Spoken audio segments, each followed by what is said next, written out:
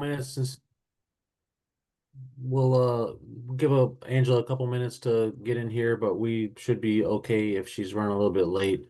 But we might need to vote in a chair pro tem while we wait if we want to kick off right now.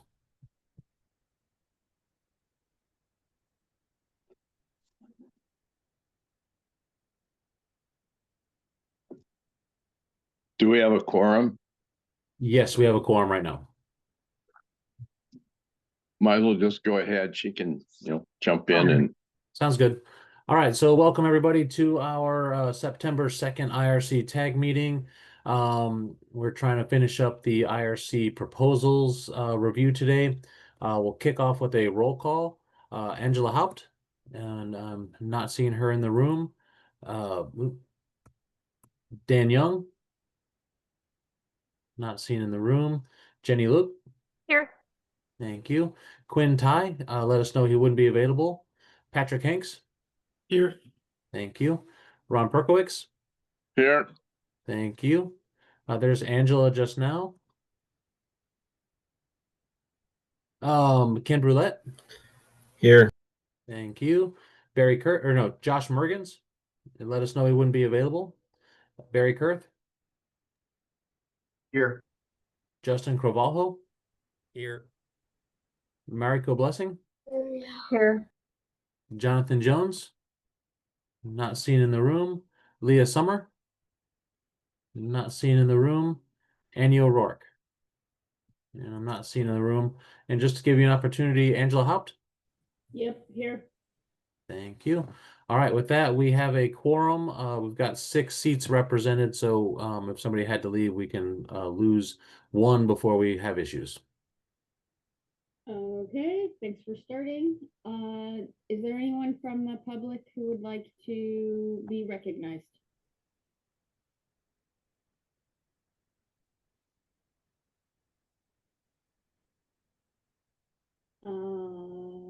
Right, I don't see any hands, so we will move on to review and approve of the agenda. Can I get a motion to approve the agenda as shown? So moved. Second. All right. We have a motion and a second. Is there any discussion? All right, seeing none. All those in favor of the motion, please signify by saying aye. Aye. And those opposed?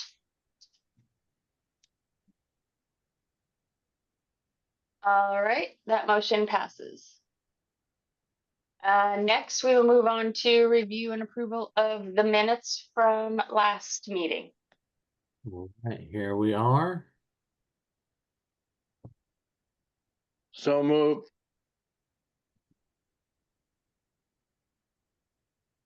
All right.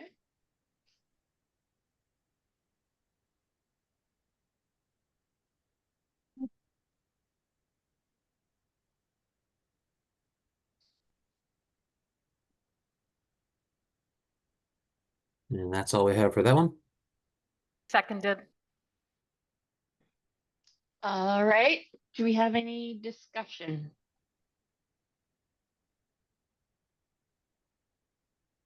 All right, seeing none. All those in favor of the motion, please signify by saying aye. Aye. Aye. And those opposed?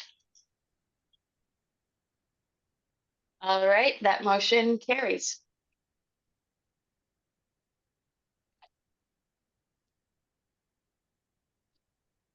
All right.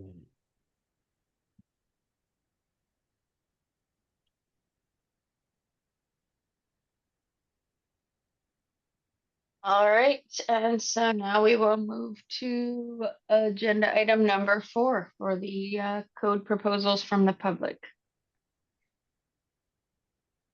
All right. At last meeting, the last one we discussed was 047. That one was tabled to get some revisions to it. We made some revisions to 041. We have those ones in house today as well. But I was going to kick off with 045R1, and give me a moment to get to it.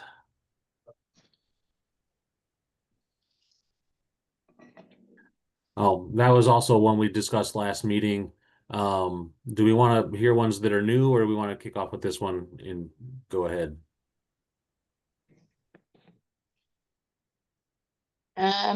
Maybe we should finish the list. Okay. Because we still had a few remaining, and then start from the top and go back down and finish it out. Okay. Then we'll finish the list starting at 046. This one is for sleeping lofts revisions. And we have an R1 on this one. And this one was put together by Jenny Look. And Jen, you want to run us through this one and the changes that were made after the last discussion? Yeah, and I will have a couple of small edits for you to make as well, Dustin, as we Okay, go through it. A couple worries. things I've noticed. Okay, so in definitions, we are striking egress roof access window. We're also striking landing platform because we don't use it here, but we are going to move that back into the appendix for tiny houses. And then for the definition of loft, I've essentially copied the new model code definition for sleeping loft and then removed all of the references specific to sleeping. Otherwise, I thought it was a slight improvement over what we had, especially defining it as an intermediate level within a story, but pretty simple definition. And then on the location for smoke alarms, now the changes here are as compared to the existing amendment. So on item number 3, the model code added the word unit to dwelling. So that is a model code change, but I didn't know how else to kind of communicate the change to our amendment. So that's why it's underlined. And then on item number 4, where at the very end of that item, it says this section. So what we have in our current amendment is that we reference the section number that we're in. And therefore, we're always going to have to update that as just the section number changes on us, even if we're making any other changes. So I missed the straight through language, Dustin, and that's what I would like you to add right before this section.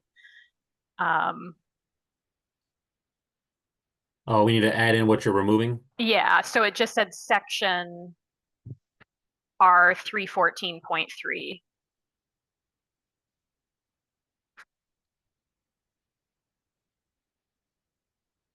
And so my suggestion is we just use the model code language, just say this section here. Then on item number 5, just a tiny grammatical thing. It said in napping areas in a family home childcare, which sounded weird to me. I think it would make sense to say in a family home childcare facility, or just in family home childcare. You don't have to make an edit there. I've made it. I'm just explaining the change. So it just says in napping areas in family home childcare. And then item number 7 is new to the model code, but we already have this in our amendment. But I am making sure it's clear that we are striking the word sleeping. So the way it's written is essentially the way we already have it, because we are just referencing a loft, not a sleeping loft. So that's it for that section. And then from here on out, the majority of the change is just to strike the word sleeping everywhere where it appears. And then you'll note, just stop scrolling for a second. At the top of this section, I just want to point out that you don't have a loft or not a loft. You have a loft, but only certain lofts need to comply with all of the requirements in this section. So it has to be of a certain size and depth, and it has to have a permanent means of egress. And I'm just pointing that out now because there's a change related to that down below. Then on R315.3, the loft ceiling height. This is a change that Mariko suggested, and huge thanks to Mariko for helping me with this whole proposal. It says space is adjacent to the loft with the slope ceiling less than 3 feet shall not contribute to the loft floor area. And that's a little bit weird because that sounds like things that are outside of the loft itself. And so her great suggestion was to just make that clear that it's like portions of the loft that have this sloped, short ceiling. It can be there, but it's not going to contribute to the loft floor area. So that is a change, as compared to this new model code section for lofts. Then in the next section, we have section P2904 here, and I believe we've discussed every time that we're referencing P2904 to also reference 13D.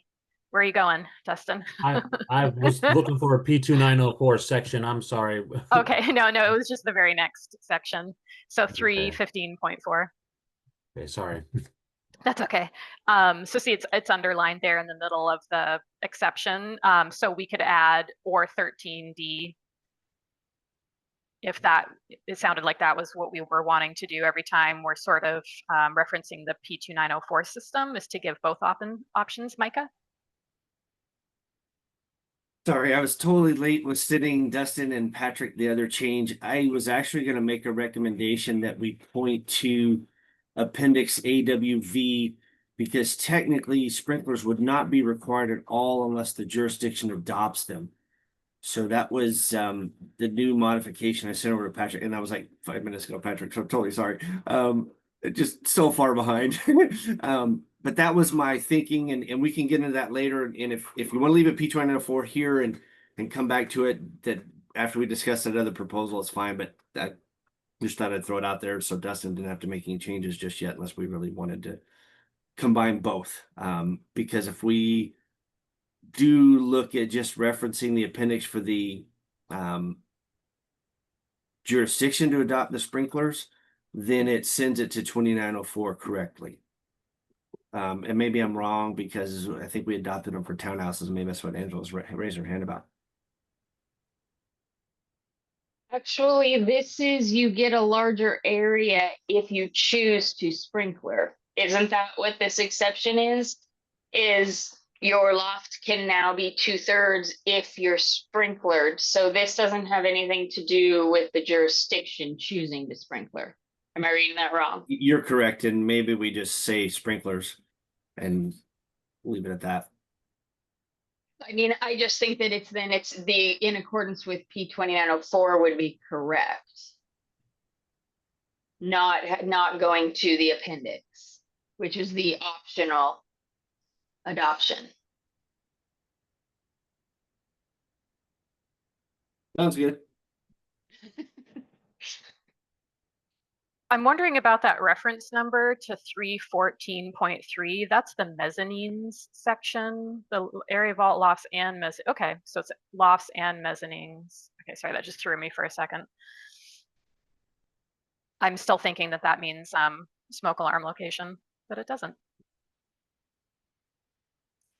Okay, so then from here, the next item for us to talk about is right there. You don't need to move. So 315.5 permanent egress. So the way the model code reads is a permanent means of egress shall be provided for lofts. So that's saying, if you have a loft, you always have to have this permanent means of egress. And it's a little bit of a logic problem or a loop, because if you don't have a means of egress, you don't have to comply with anything in this section, and you would just move on, and you would really not even need to read the section, right? Because you don't need to comply with it. But within it now it's saying, well, no, you have to have it. A permanent means of egress shall be provided. And it's not specific to like lofts that comply with the section or anything. So I think it makes more sense. I think this is what we had actually in our original, this is the language we had in our original Washington loft section is that instead it says where a permanent means of egress is provided, then it needs to comply with the means of egress requirements. And I just hope that that makes sense. Any comments on that?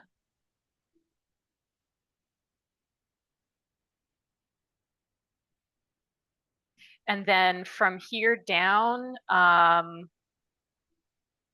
no other substantial changes. We're just striking the word sleeping. And then most of the rest of this is new. We didn't have all of these sections in the original Washington Amendment, but they are good additions. And all I have done is strike the word sleeping. Habitable attics, I've just updated the section numbers, and then we corrected that one item there that I also submitted as errata to ICC to capture the I believe it's the means of egress section in habitable attics. Emergency escape and rescue openings. So the changes here are based on the new model code language proposal for 2027 that we talked about with Quinn. So we're striking the room to which a sleeping loft is open, and we've added number 5, lofts shall be permitted to be served by an emergency escape and rescue opening in the room to which the loft is open.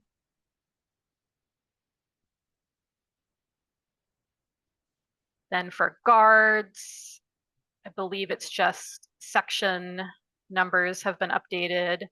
And then, of course, we are going to strike what we had as R333 because that has been replaced by R315 above. And that's it.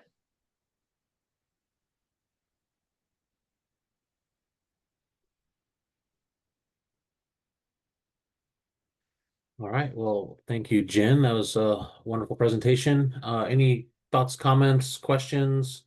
Or are we in a position to make a motion on this proposal?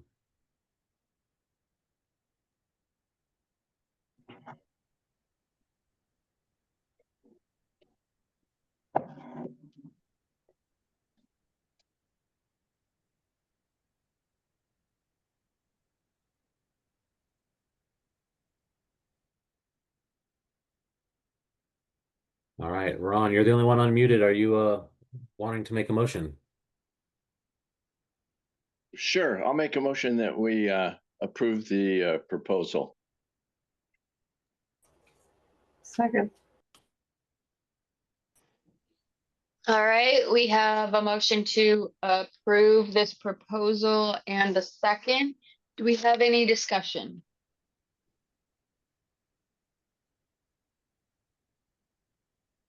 All right. Seeing no hands. All those in favor signify by saying aye. Aye. Aye. All those opposed? All right, this proposal is approved. Okay, so we did make one small edit to this one, so this will create an R2 for it.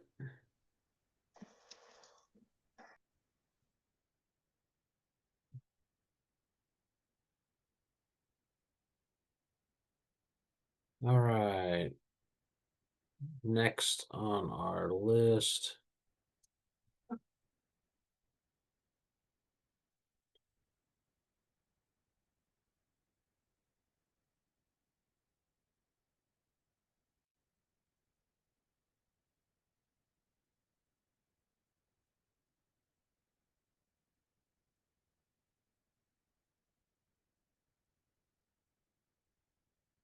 Is 047 revision 1. This one got a revision. I guess actually this is the one we finished up with last week, so we'll pass over this one. We'll go to 048 revision 1. This is on section R322 for accessibility. And I'm not sure which one of the tag members drafted this one. Give me one moment here to open her up. It was me. Okay, Jen, awesome. And if you wouldn't mind kicking us off through this one looks very lengthy. It's actually a significant change though. So the model code has added this new section that care facilities comply with Chapter 11 of the IBC in order to be compliant with the ADA.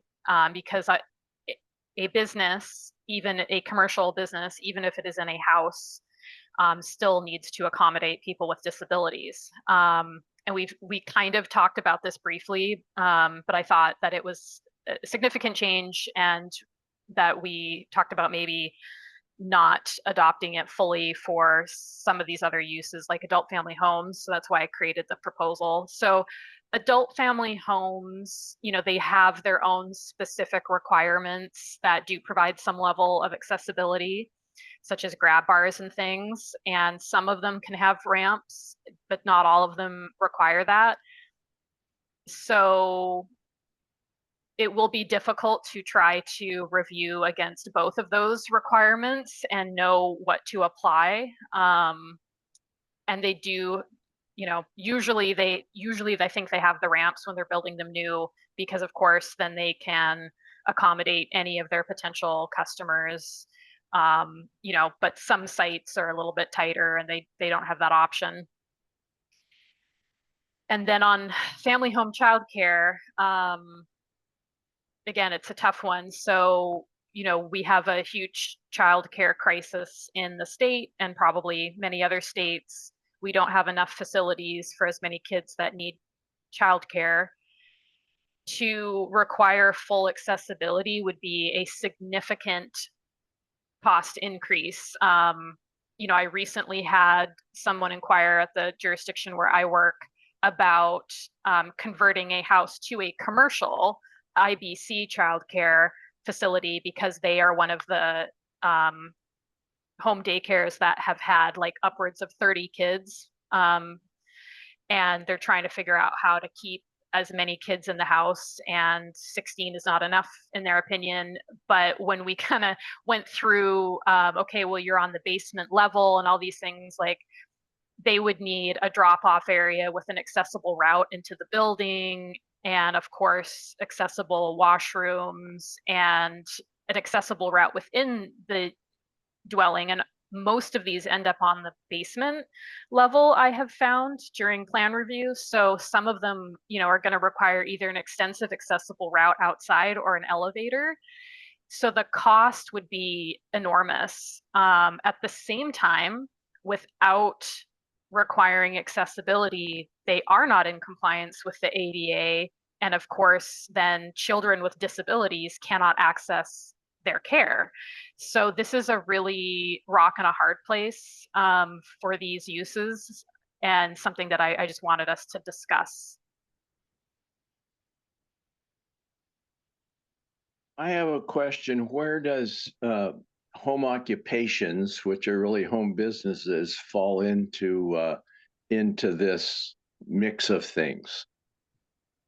Well, the ADA is required for accommodations, for the public. And I actually found the ada.gov has like a frequently asked questions regarding specifically childcare and the ADA. And let me just try to find the section that speaks to the houses specifically.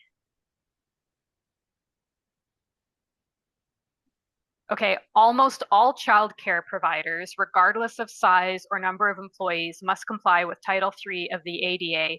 Even small home-based centers that may not have to follow some state laws are covered by Title III. The exception is childcare centers that are actually run by religious entities. So, this is a really significant change on the heels of already significant changes for them with little warning, if we were not to add this exception. Again, at the same time, children with disabilities and their parents deserve to access these commercial businesses. Angela. Yeah, this is something that, I mean, we've dealt with housing and things too, is that technically we don't enforce ADA, but businesses are required to meet it. So, like on pre-applications, things like that, we give them a notice that, be sure you check, fair housing and ADA that you're responsible. And those are things that basically they get nailed on a lawsuit or a complaint coming from the public, because any business that's open to the public is technically required to meet some level. And I think what I found was for like the daycares and even the adult family homes, well, not the adult family homes, but the daycares, it's reasonable modifications. At the very least, they're supposed to be able to get into the business area. Um, and then, have a bathroom that meets it. So, I mean, this is a hard one because it will increase cost, but are we creating an issue for ourselves by exempting something that we know they could get in trouble for? So that is a question.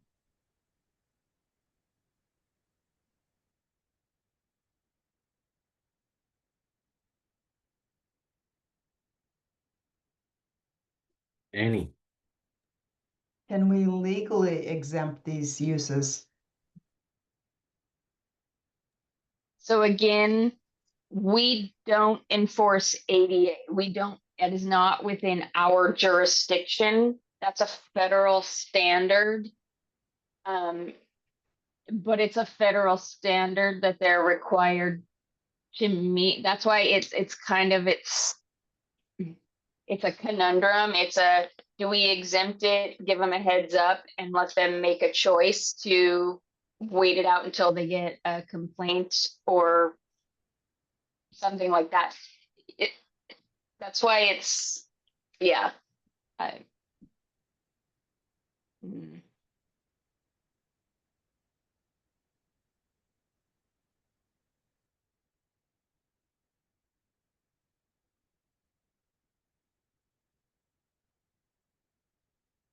Were there any, John?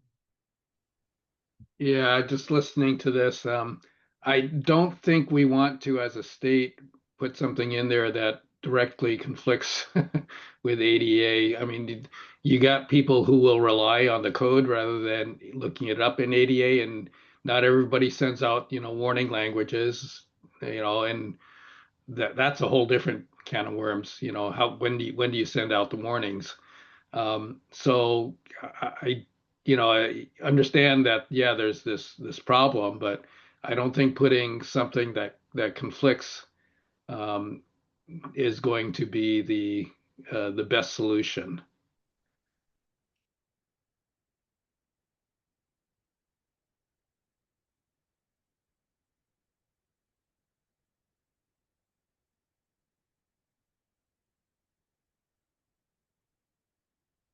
Okay, so additional thoughts or comments on the inclusion of this exception here.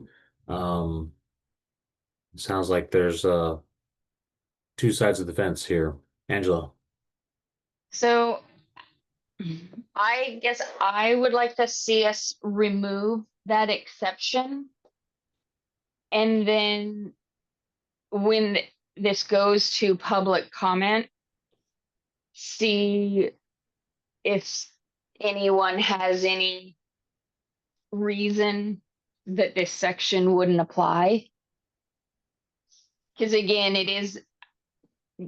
people aren't going to know that the ADA is different than our accessibility. That would be my opinion. If we remove the exception, though, that's just base model code language. So I don't think that will go to public comment. That's correct. I was just going to make that point that if it goes away, we won't have anything pointing to 322.3 in our CR 102. It doesn't mean somebody couldn't comment on it, but it's less likely that they will.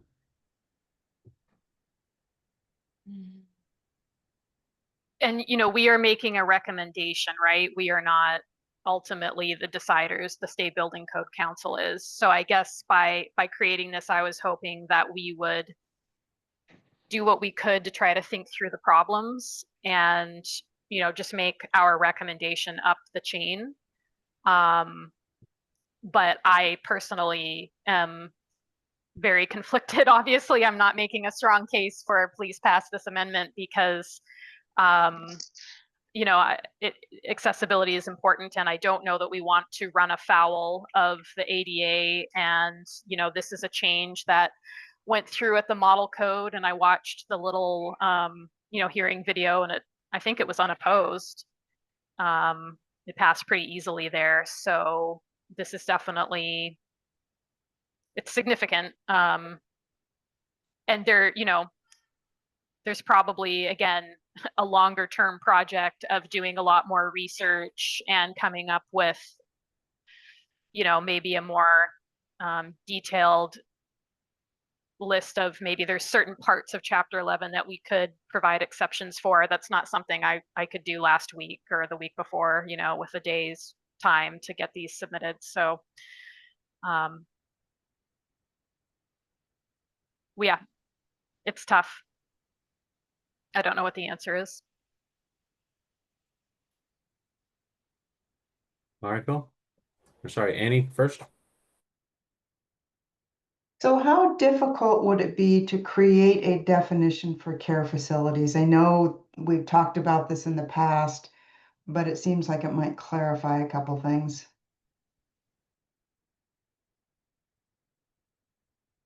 Mariko? I don't have an answer to that question directly, but I think, didn't Jen have a proposal that defined some of those terms? I can't remember. I think we approved it.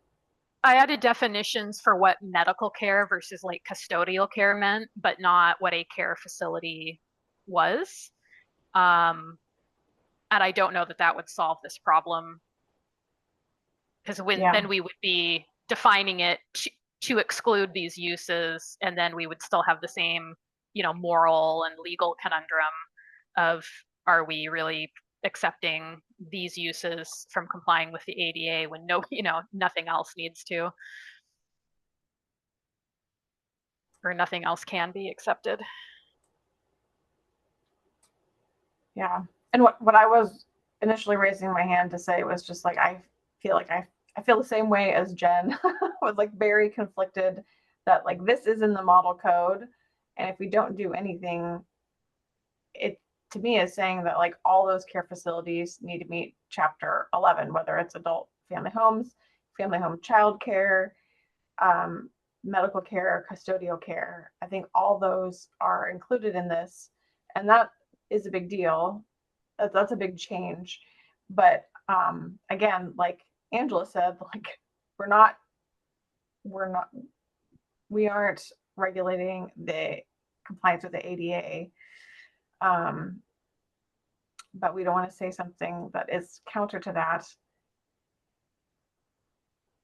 And yeah, we don't have anything like the IEBC has, but says like, well, you only have to do 20%. You know, Jen mentioned something about like reasonable, like they say reasonable accommodations for existing facilities, but there's nothing in here that says anything about that.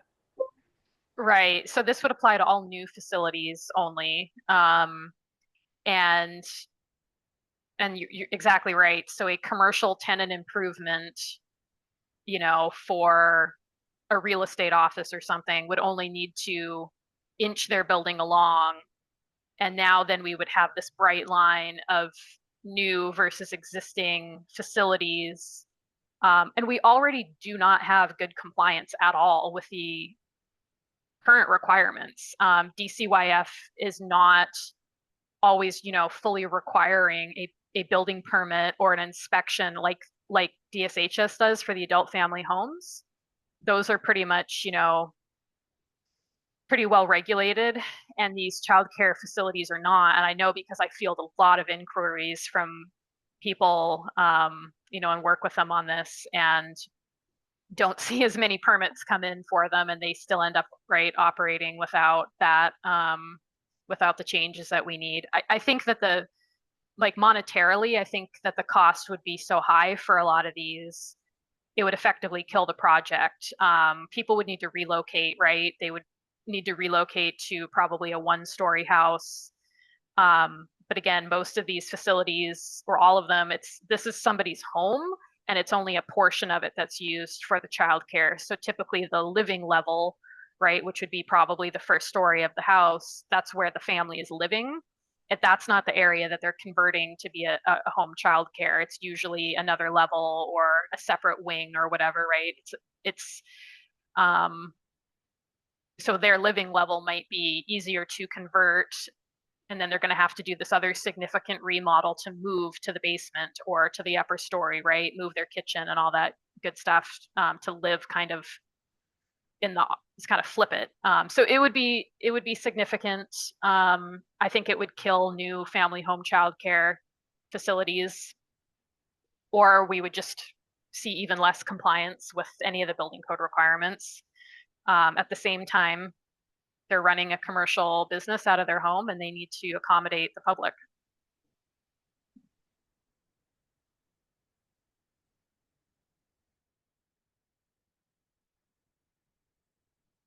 Angela. So, I mean, these would be in the existing building code when you're talking about an existing house that's adding a family home child care or converting it to an adult family home. And it wouldn't be a change in occupancy, but it would be a change in use for that code. And so I'm trying to sort of figure out what that means as far as compliance for us. Does that make sense?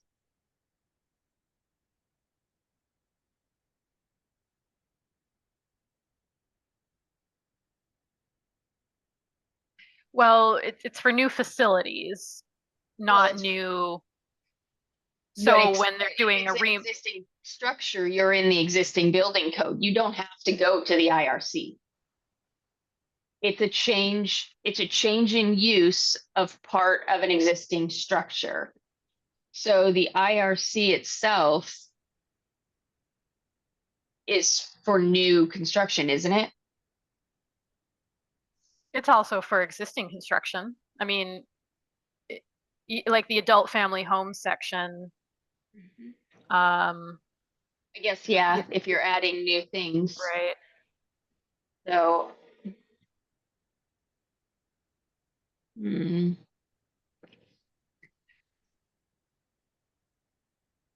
I mean, the other option here is that, I withdraw this proposal, but this is flagged for,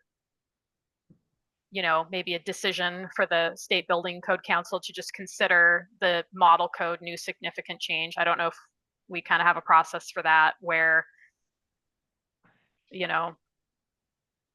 there's a significant change and we don't necessarily have a recommendation, but it's. Could the option be to not adopt this section? But do we want to exempt all care facilities from accessibility?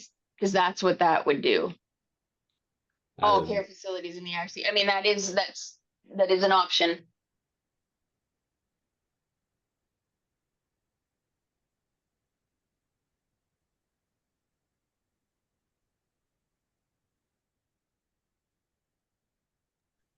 Well, I don't want this to take up the entire meeting either.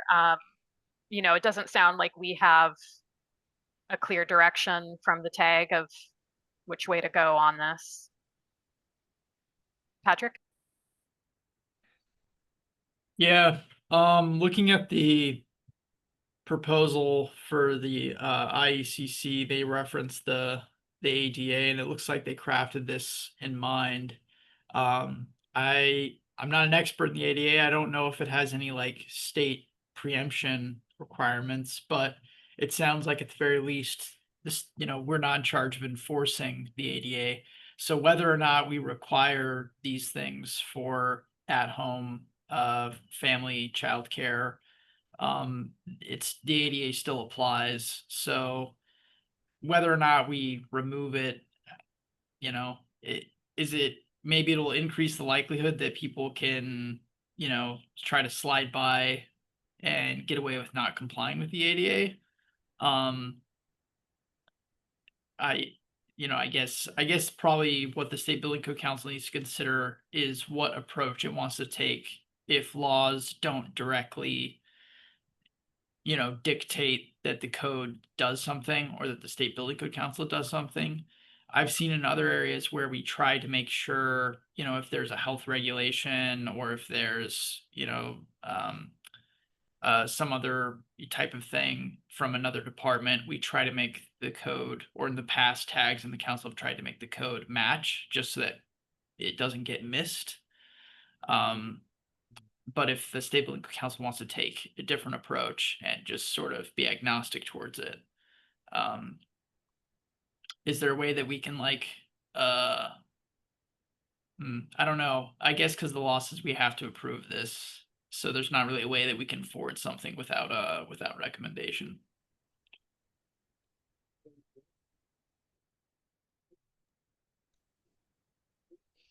Angela? So I guess my suggestion would be, let's approve this as is, just so it is flagged as in front of people. I mean, so that it shows up. Otherwise, it's kind of a, let's see if we can slide it by. If we want to get conversation on it, we have to approve it with this exception in there. And I guess, yeah, John, please correct me because I'm probably wrong. No, I'm not going to correct you. I was just going to express a little bit concern that approving it kind of shows that you're endorsing it, right? Unless there's some kind of caveat you can put in the reason or something like that. That's the difficulty, I think. Because the council has already approved so in our report of significant changes that went to the council, that has been approved, right? Did we do that? We haven't done that yet, Patrick? It hasn't gone to the council, but we have approved it at this level.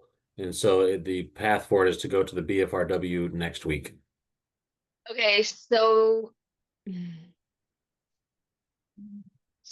that report, we approved did we approve that we needed to make a change to the base language? I believe that was our call on that. I think that we flagged it for the tag wanted to put a proposal in on this one. Okay. So if we disapprove this, so we go ahead without the exception, basically saying this, is that something that then can be discussed at the BFRW? Or, well, no, because if we don't approve a proposal, the new law says that it doesn't go to council. This is Mariko. I'm wondering now if we should change this proposal to strike this section, and our sort of reason statement being that we haven't been able to do an analysis on how this might impact and compare with adult family home and family home childcare accessibility requirements that we already have, and to put the responsibility for complying with the ADA back on the owners. Patrick? We could put 3 options in the proposal. Option 1, the way it's currently written. Option 2, being full strikeout of the section or reserved. and then, or this section's not adopted. And then option number 3 would be no change. And then we can approve that in order for the committee and the council to discuss it.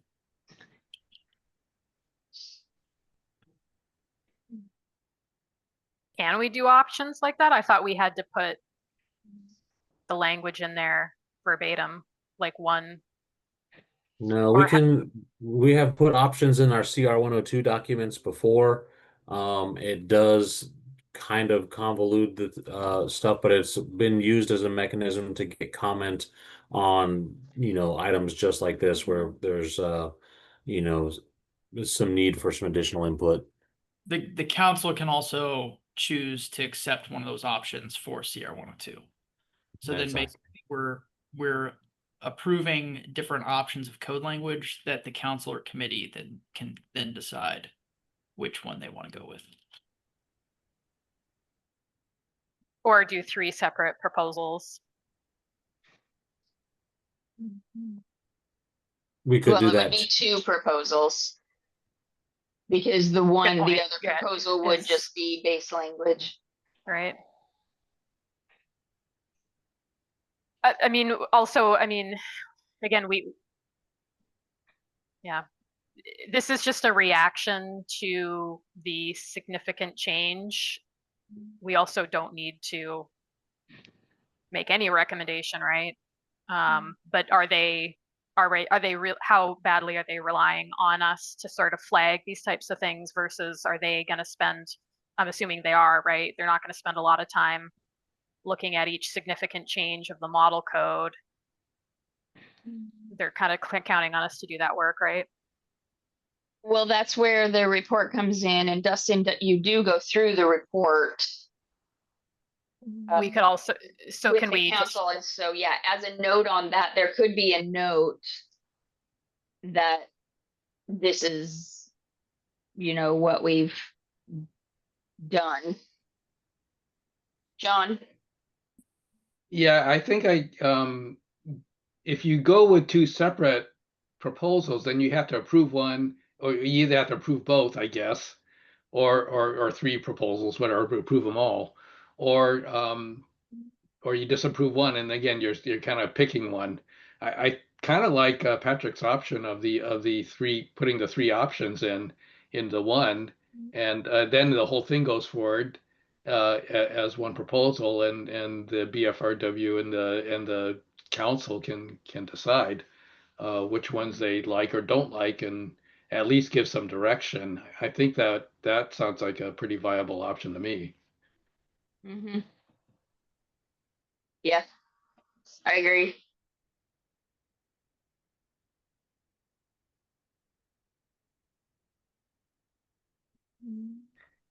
And you preserve it for discussion. I mean, that was the other thing I was going to ask is it possible to approve something just for discussion rather than make it clear that, you're not necessarily endorsing it, but we need to discuss this further, and just to keep it moving forward. I mean, that would be another option if that's a allowable option.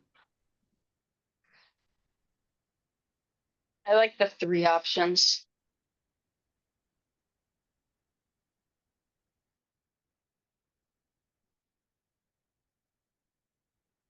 And is it only 3 options? It's add an exception, strike the section, or maintain model code? yeah, do we need to modify the reason statement to kind of explain the pros and cons? And that might take some, I'm happy to kind of try to draft that throughout the rest of this meeting if you want, but if there's anything that we can do quickly here, like you've just done with the top, that would be great.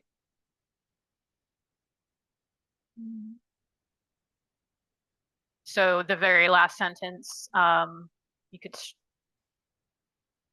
option 1 is to provide an exception for these 2 instead of this proposal. Great.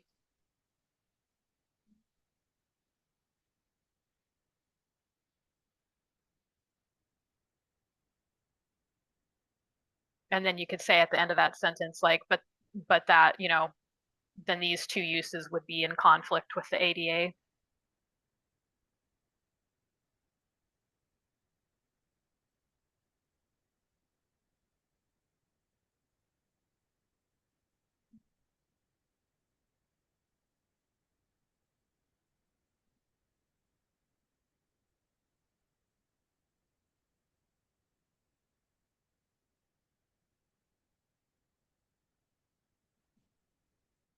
Oh, wait, sorry. Option 3 is to leave modified alone.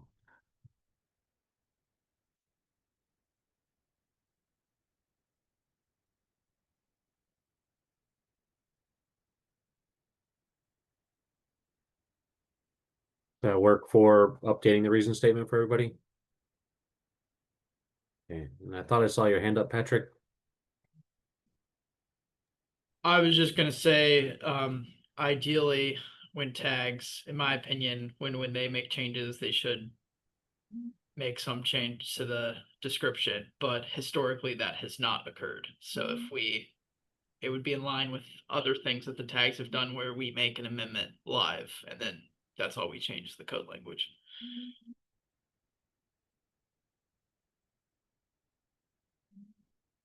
Annie? Do we need to provide a reason for striking this section? So for option 2, I like the reason that was brought forward here just a couple minutes ago.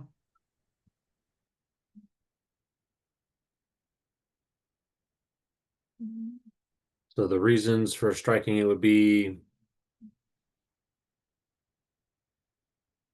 that Not this sure is, it was, if it was Jen or Mariko that talked about why, or maybe Angela talked about why we could justify option 2. I think I had said to put the requirement for compliance with the ADA back on the owner as, I guess, currently, since there isn't anything in the code now.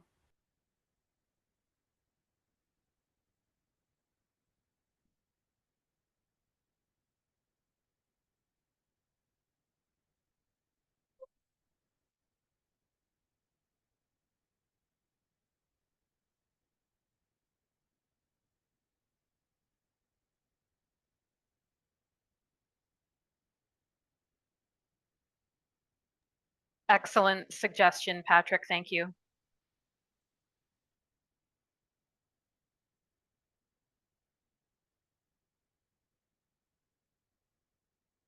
alrighty.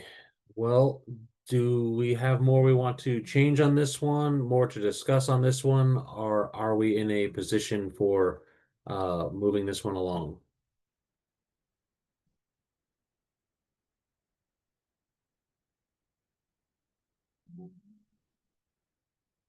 Patrick? I'll make a motion to approve.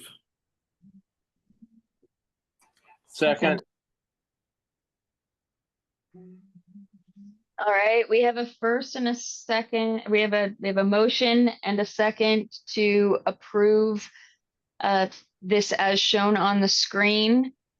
Do we have any further discussion? Patrick? I realize we've been doing a bad job of like speaking to the motion and providing a reason for why we're doing things. But I'll just say this is an issue we've highlighted during the significant changes report, and we want to provide the council with some different options that they can consider to deal with this issue. All right, thank you. Do we have any further discussion? All right, seeing no more hands. All those in favor signify by saying aye. Aye. Aye. All those opposed? All right, and that motion passes.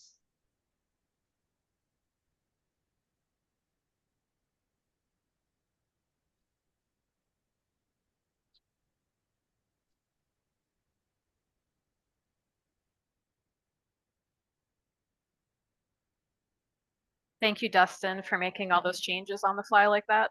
You're welcome. I've gotten faster at typing. It's not one of my strong suits. All right, 049 for electric vehicle charging infrastructure. We have a R1 on this one. Let me get it open. And I believe that Patrick and Quinn worked together on this one, but Quinn's not here. So I will leave it to Patrick to describe the changes made in the R1.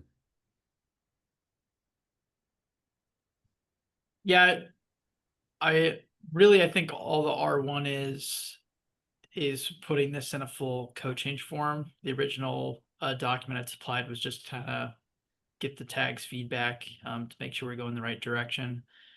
So I think we keep the effect of our EV charging amendment the same, but just update some of the language to try to bring in these definitions that are more widely used in the industry and in EV charging code requirements across the country. And also try to coordinate a little bit with some of the changes that we're making on the IBC side. So using EVSE, having definitions for electric vehicles, including a reference to 1928 RCW, which is the electrical code, and that is how it's referenced on the IBC side as well, I believe. Yeah, that's mostly what I recall. Is there any questions?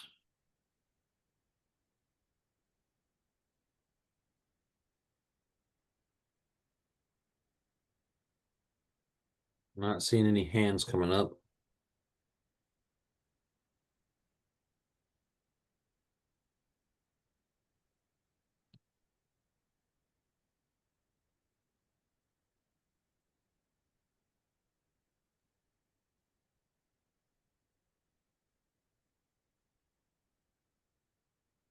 Micah? I'll throw a hand up and ask Patrick the reasoning why we're sending folks from here to RCW 1928. So you're sending them from one code to another section of something else. That's the LNI's RCW for the electrical code, and then technically there's a WAC too, and I think the codes are not entirely consistent about when they refer to all three.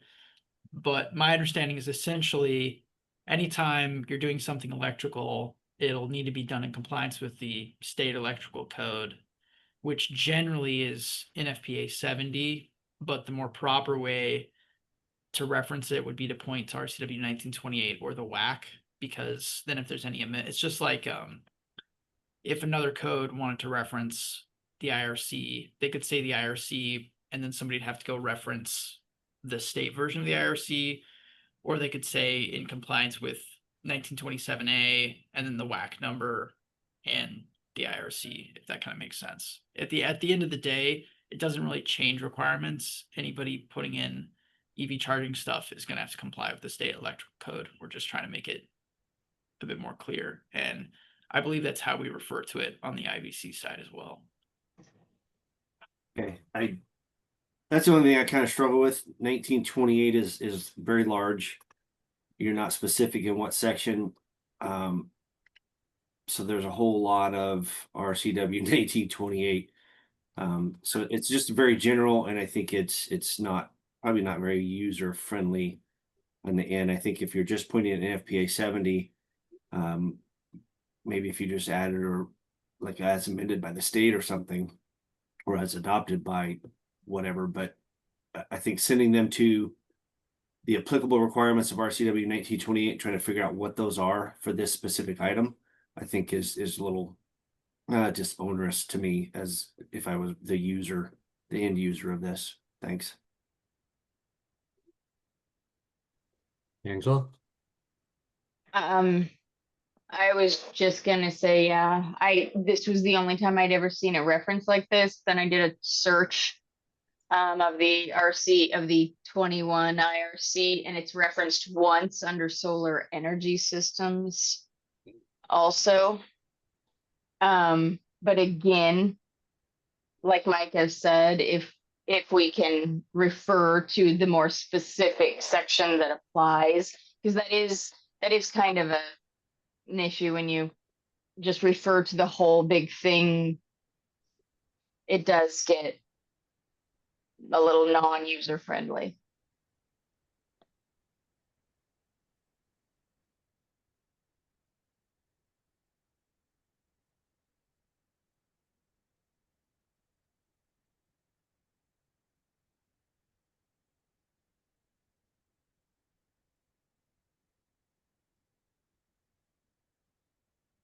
So is there a suggestion for a modification here to strike reference to 1928 and just say NFPA 70, or drill down into 1928 for a more specific section?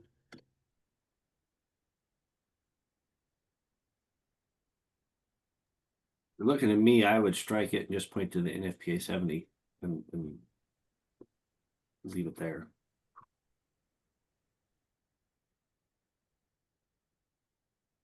Yeah, NFPA 70 is actually referenced throughout the IRC alone as a standalone.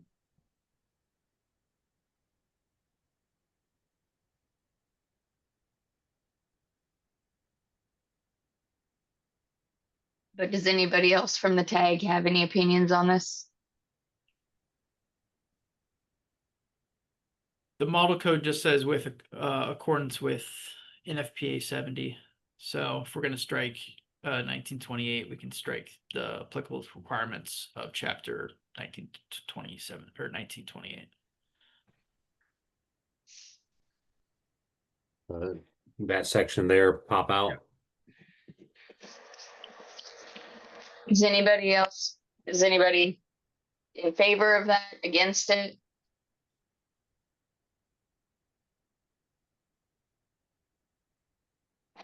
I'm in favor of removing it.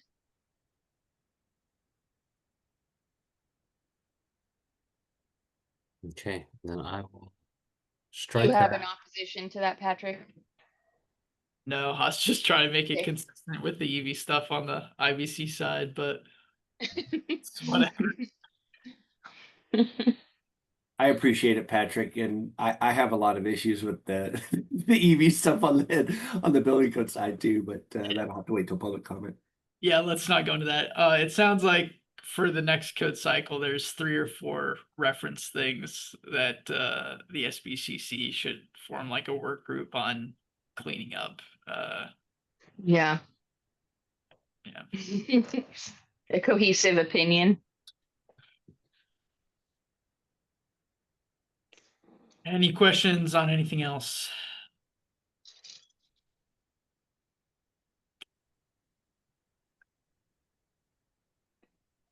Okay. Are we ready for a motion on this one? Micah? Sorry, was it somebody else is raising their hand? And I'm not You on the guys tag. would just move faster. Yeah, you guys got to jump in there and say your motion. I guess the question would be on the addition of attached. I need to scroll down, Dustin. Attached private carport. What does that look like? And maybe folks that see these more often than I would or do could explain what an attached private carport is. A carport that's attached to the side of a house. How's that going to be attached? I understand it takes for the comment, Angela. I sure love it. I mean, I picture it. It's basically a 2-legged carport that attaches. Actually, it's like a patio, attached patio cover, but that you park under. Okay. I mean, that works for me. I'm just curious. It's something, is that subjective? So if it's got 4 posts and has an inch gap, you don't have to put a EV charger for that. I think this is something that if the jurisdiction wants to make a call on it, they're going to make a call on it. Okay, perfect. How does that affect manufactured homes?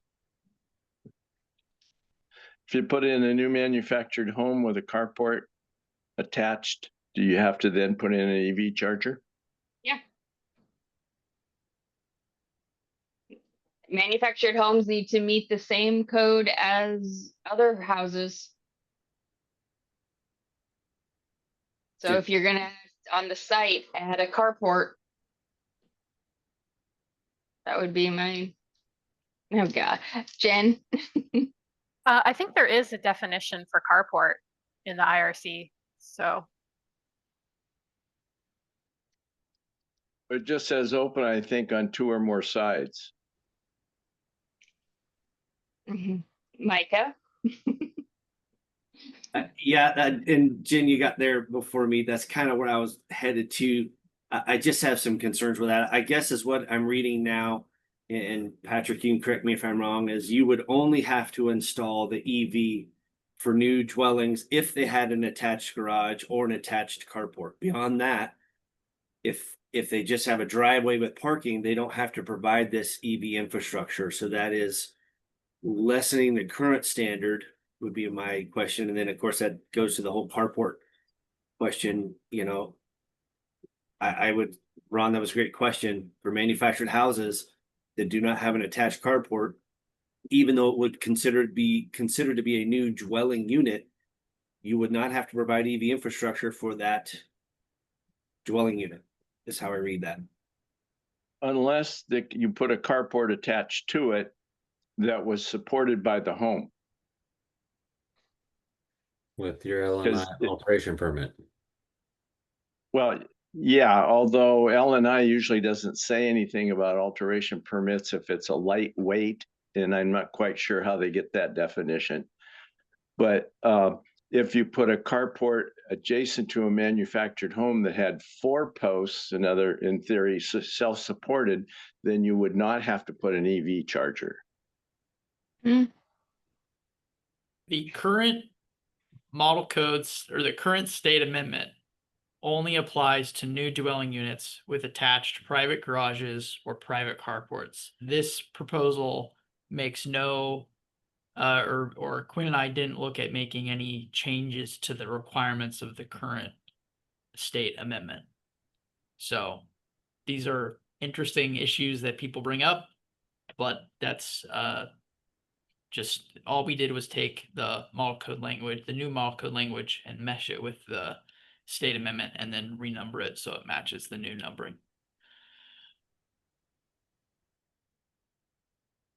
Go first, Angela, please. I was just gonna ask, what does the language, the state requirements say? Because it's a whack. No, an RCW. It's an RCW that requires us to require these in dwelling units, correct? In single family.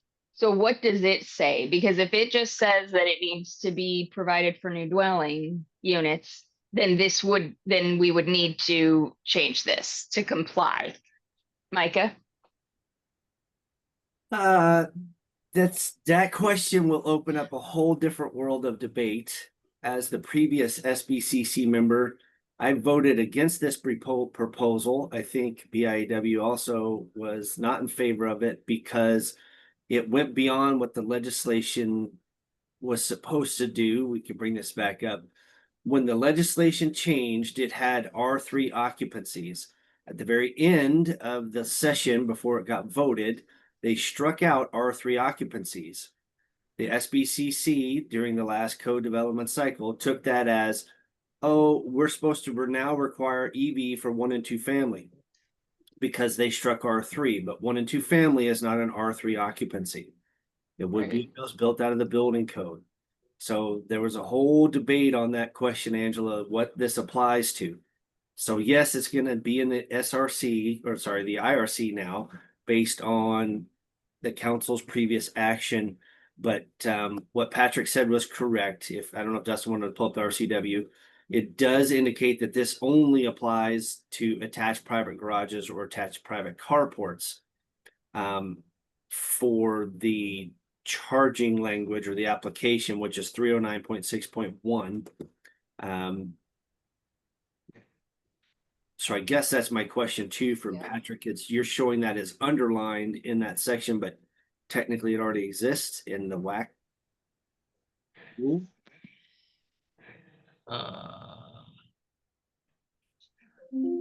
Justin, I- can you go to WAC 51510309, please? Oh.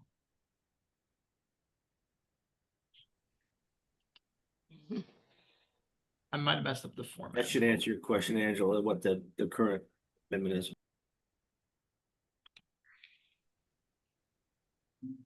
What was that RCW number that you just had up?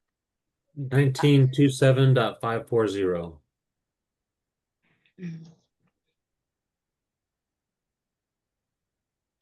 I mean, here's where they have the existing language that we're discussing.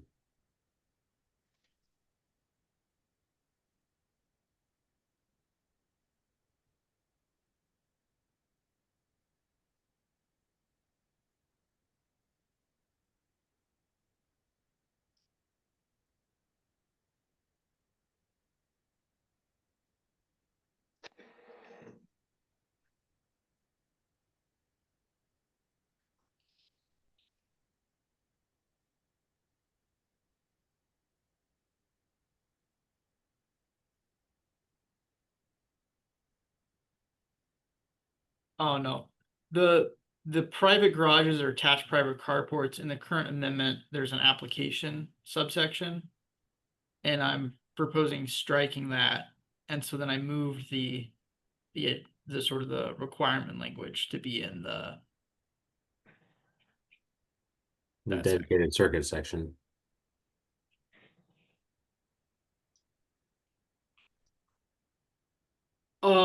As terms of the for the RCW, we could get into discussion about what exactly it requires. This, in my mind, effectively exceeds the bare minimum that we could be asking for. Because we're putting in the panel. It's hard for single and two family homes. It's really hard. Like, how do you determine the total number of parking spaces?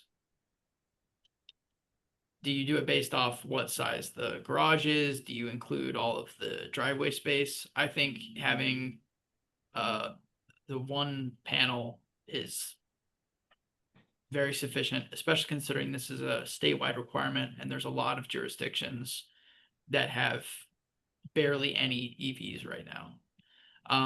The R3, so other than R3, all the rules that were required under this law had to be implemented by 2021.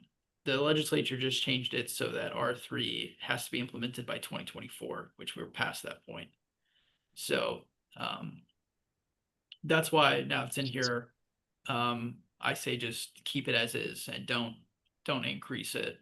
But putting in the paneling makes it so that you don't have to resize later on. And then if people want to get an EV, they can get an EV. If they have an attached garage or carport. If they don't, and it's just a driveway, then they don't have to put one in under the current model code. But I don't know how many places have a driveway without a garage. Well, we're getting, Patrick, this front, we're getting a couple of new subdivisions now where part of them are Habitat by Humanity homes that they're doing driveways and no garage on small houses so that they're affordable. So if we were to change that requirement, it would make them less affordable. But what, a couple of grand, right? Yeah, I mean, it depends on if they have to increase the size of their service or not. Michael. I appreciate the change, Patrick. I think what you're showing works with that explanation and going back to the RC or the WAC rule and see what it has there. I think your modification is great. Thanks.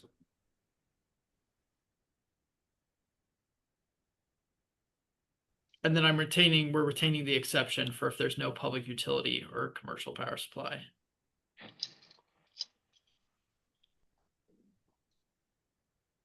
Does someone quickly want to make a motion before Micah makes another comment? Just kidding. No.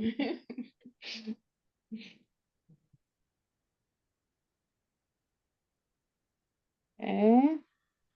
Do we have any more discussion on this one? EV charging is a super fun and simple subject for all the tags.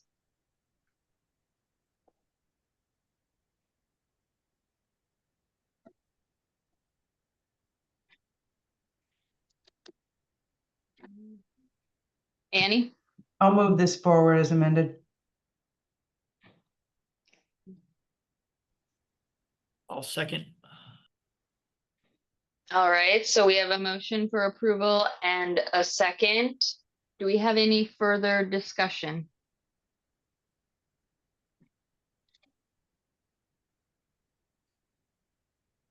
All right, seeing no more hands. All those in favor of the motion, please signify by saying aye. Aye. Aye. Those opposed? All right, this motion passes.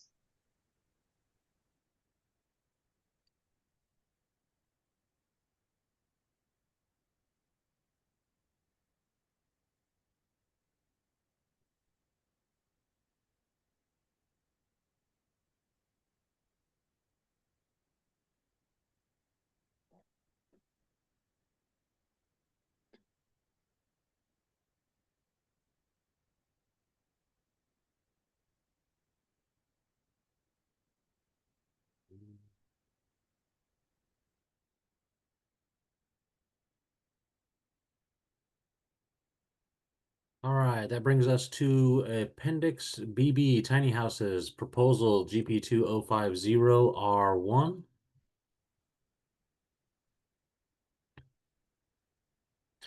And this is another one crafted by Jen.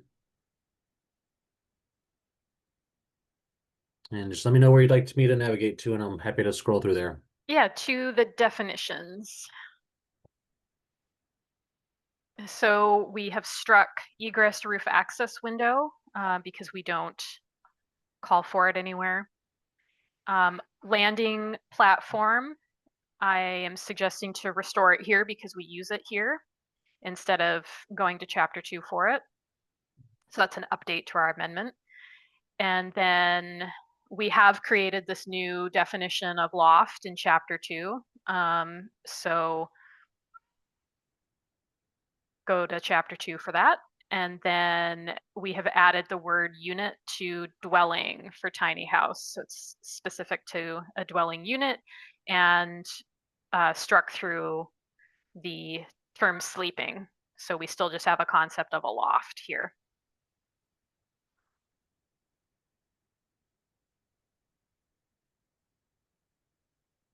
And a lot of this is maintaining existing amendments. Sorry if you can hear my supervisor in the background. Let's see. And then, yeah, there's a lot in the loft section that we, in our existing amendment, have struck, including that diagram.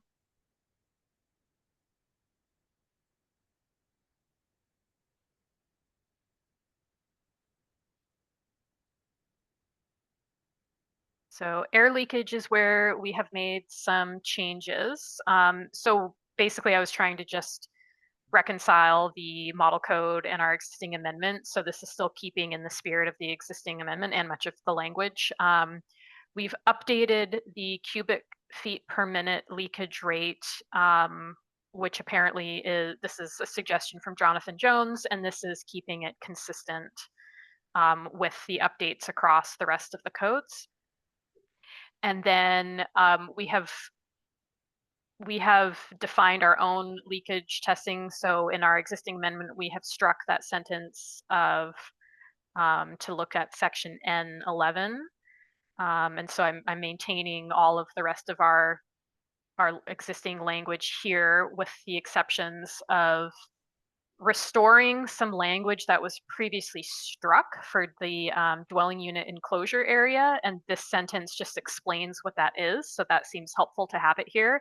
And then another change suggested by Jonathan was to strike the two standards, the ASTM standards, as those are for different types of dwelling units, and they're very cumbersome. I believe those are for more commercial applications, and they would be very difficult to achieve, and probably nobody is using them for tiny houses anyways. So I think that language might have just been kind of copy pasted from other sections of the code instead of kind of tailored to what makes sense for these tiny dwelling units. If he's here, he can speak to that better than I can. And then keep scrolling. Whole house mechanical ventilation, I am suggesting that we restore the model code language that really does the same thing. And it's a little bit more clear, because we were saying when an air leakage rate not exceeding, the exact same rate in the section above, blah, blah, blah.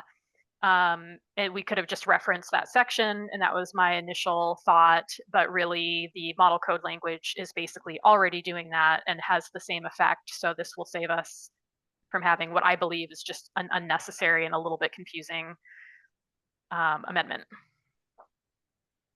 And then these other sections this is all previously struck, that we don't adopt the alternative compliance section.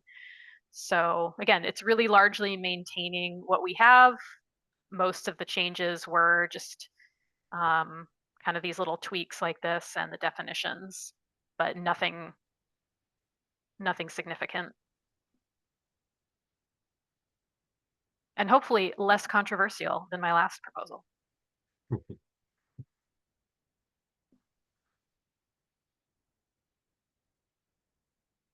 John?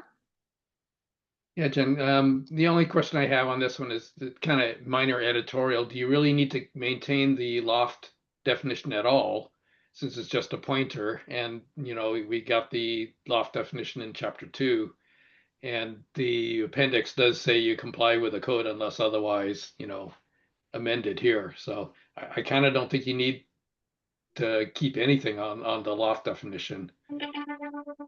Okay, yeah, I was just, I guess, following what the existing loft amendment had. That was, we were already referencing chapter 2. But I see your point. You don't have to repeat a definition just to tell you to go to chapter 2 for it. You only really define it here. And I think that's what it says above, right? It's like, use these definitions for this appendix. Otherwise, refer to chapter 2. Yeah, that's the idea. Okay. So then we can just strike all of loft, including the title of it. So as far as like showing our change to the WAC here, it would just be delete C chapter 2 section and then change that to strike, correct? I think our existing, does our existing amendment tell you to go to chapter 2? Guess it doesn't really matter. Let me check.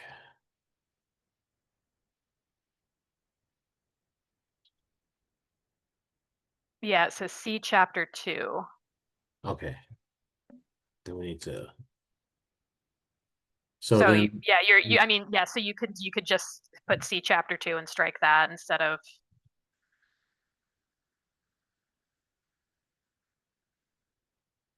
There you go. okay.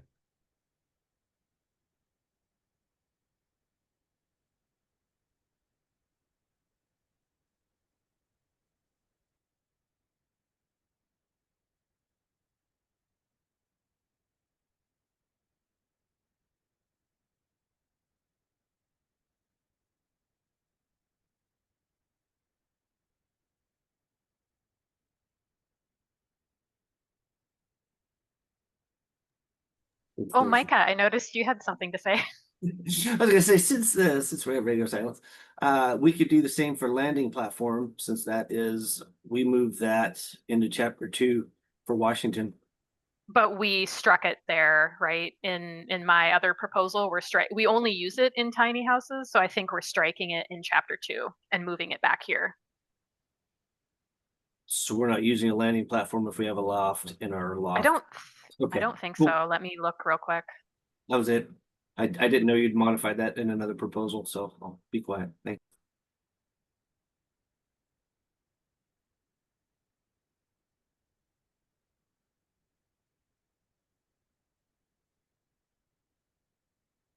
Annie? So the definition of tiny house, you've included the word unit. What was the motivation behind that? I'm just thinking That was a dwelling's sig- pretty explicit. It's one structure. It's not to be, part of a larger dwelling or part of a larger building. It can be. Tiny houses can be part of a larger building. Yes, you could have. I know that that's not like what's on Instagram or anything, but that is like you actually technically could have attached tiny houses, and then they could be, and it's really the dwelling unit itself that is limited to this small area. Because this isn't about like, oh, you have a chassis and all these other things with it. It's really these changes that were specific to the size of the dwelling unit. I think Angela could answer that better than I could, though. Or Micah. He had his hand up. You know what I was going to say? There's actually 2 definitions, Annie, in the residential code. One is for dwelling, one is for dwelling unit. A dwelling could have 1 or 2 dwelling units. So I'm going to agree with Jen on this, that the intent here is the tiny house is going to be 1 dwelling unit, a single unit. That's how it's described, or not described. That's how it's defined, is a single unit providing the complete independent living. So I agree with Jen on this one, just based on definitions in the IRC. So we could have we'd have 3 tiny houses in a townhouse configuration, and that would be, what would we follow? I'll just point out that dwelling unit exists in the state amendment currently, and I believe that what's trying to happen here is just the striking of the word sleeping in front of lofts. But the unit is not included in the model code language.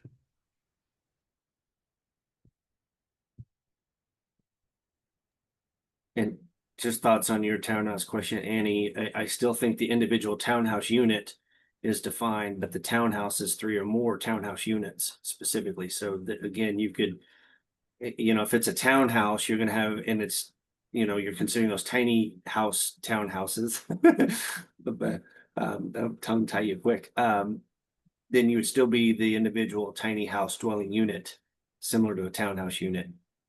It's my take on that thing.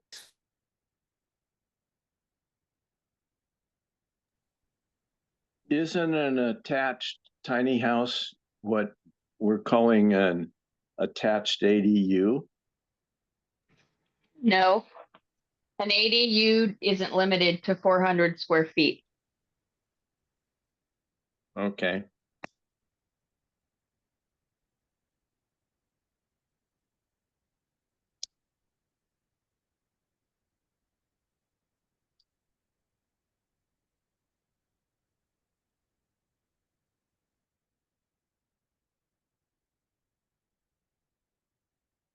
All right, so any further thoughts on definitions of tiny house or more in this appendix proposal? Or are we in a place for a motion?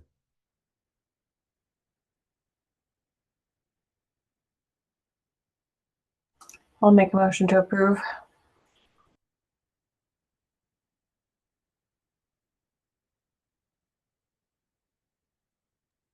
Second. All right, we have a motion to approve and a second. Do we have any more discussion?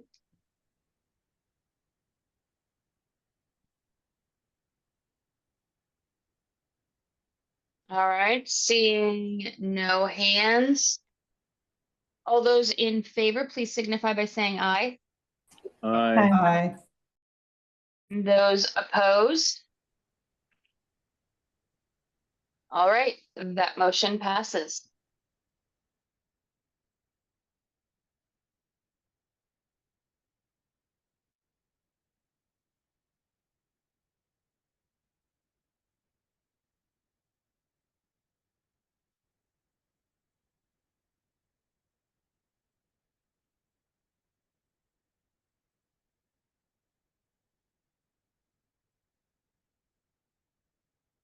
All right, that brings us to 24 GP 2052. It's R 403.1.1 for footings. We have an existing amendment in this section, or Patrick, I believe you're going to suggest a break. I am.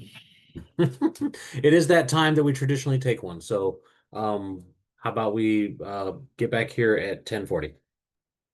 Perfect.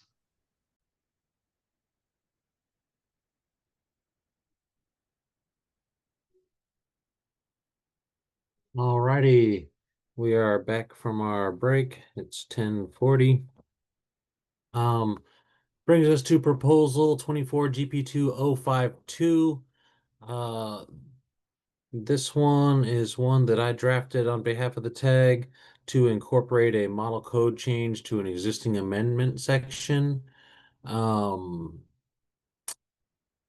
This one brings in crushed stone footings for cast in place concrete foundations, and shall be in accordance with section R 403.5. This one just brings in the model code language here. And Angela, go ahead. You're not sharing your screen. Oh, I'm terribly sorry. Thanks. Alrighty, we should be seeing my screen now. And what we have here is just the bringing in of model code language change. I'm navigating to our 2021 stuff to see exactly what the amended language change was for 2021. Give me just one moment here.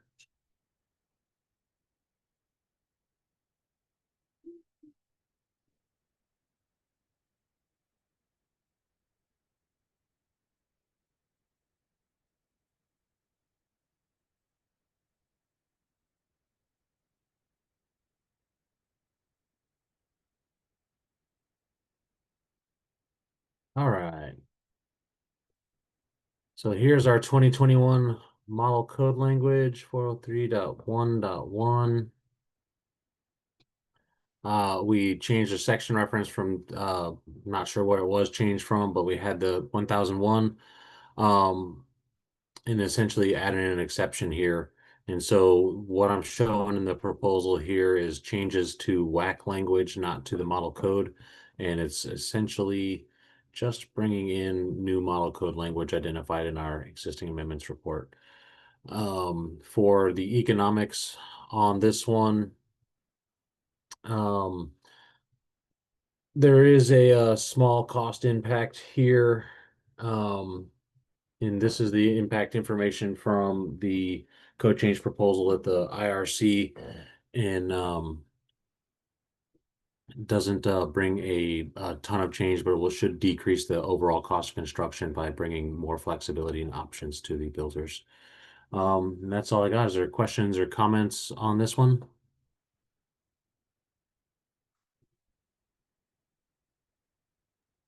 Patrick. I have a question. I just got back. Did we already deal with 051?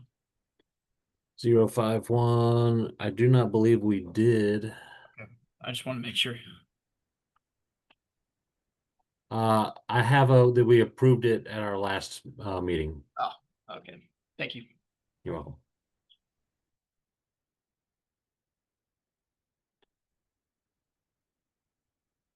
All right. Any comments on including crushed stone footings in the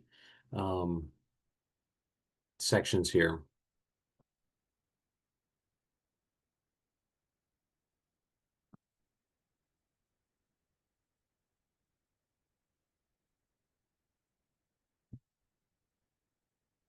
All All right, no comments, no questions. Is there anybody who would like to make a motion on this proposal?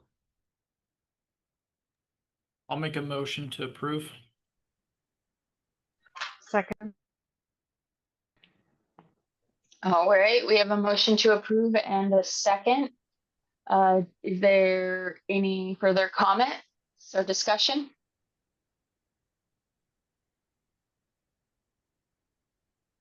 All right, seeing no hands. All those in favor signify by saying aye. Aye. Aye. Those opposed? All right, that motion passes.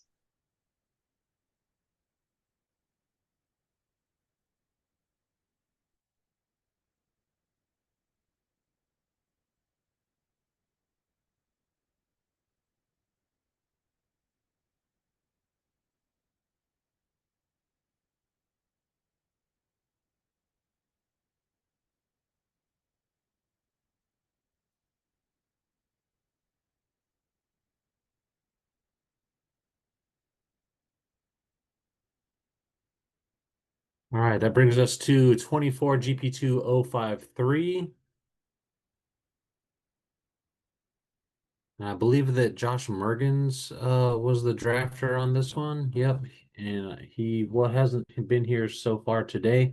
So I'll do my best to present this one. On this one, he wanted to revise some footnotes in the tables. This was the initial proposal that came in, and then I updated this one to actually make the changes across the tables in an attachment down here. This is don't quite remember exactly what the reason was. I'll just read his reason statement. The tables in the amendment of R403.1.1 are used as an alternative design to the tables in the model IRC. The tables in the IRC use building width areas whereas the tables in the amendment use tributary spans. Another term for tributary span and the more commonly used term is tributary width. Because the IRC is intended to be used by many parties besides engineers, the intent in the table may be misunderstood as requiring the full roof/floor span to determine footing size. If the table were misinterpreted as span versus tributary width, the resulting design would be overly conservative and defeat the purpose of the amendment, which provides a more refined prescriptive design for safe and economic construction. This proposed change above clarify how to use the table without changing the results. And just below, we have changes of the XY labeling in the tables. No change to the footnotes in those tables.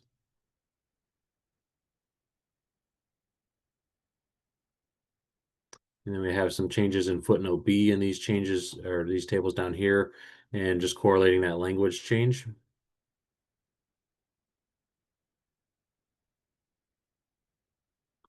And that's it for this one. Any comments or questions?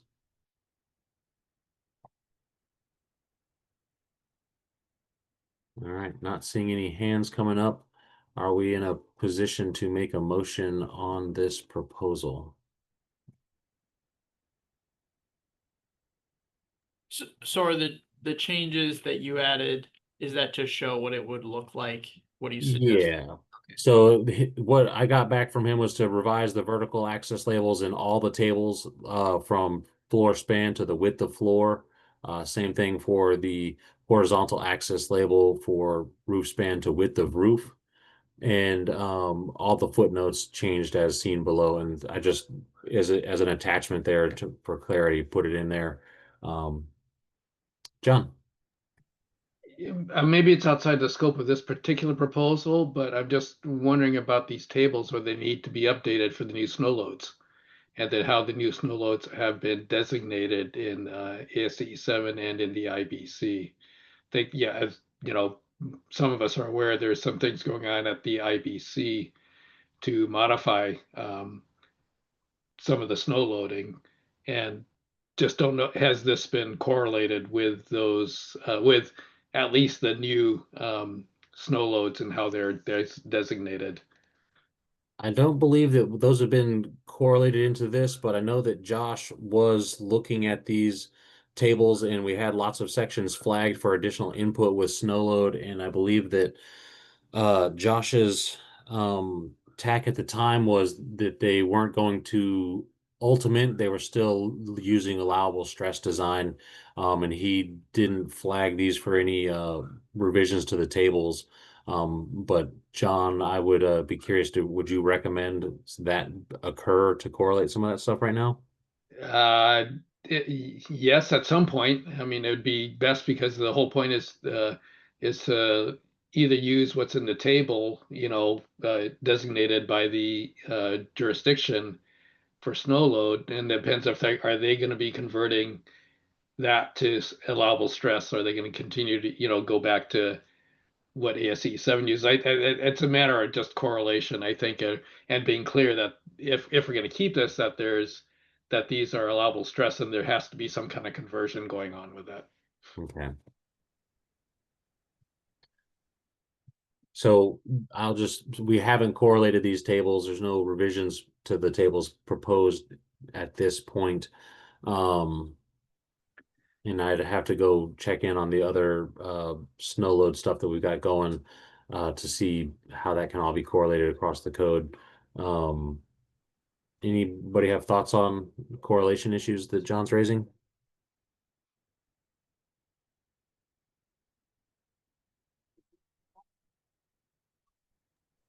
I mean, there's still work to be done on the IBC side, so it's kind of one of those when do you make the changes or suggest the changes, and maybe that would have to come through through public comment, but actually making the changes to the tables might take a little bit more work than that.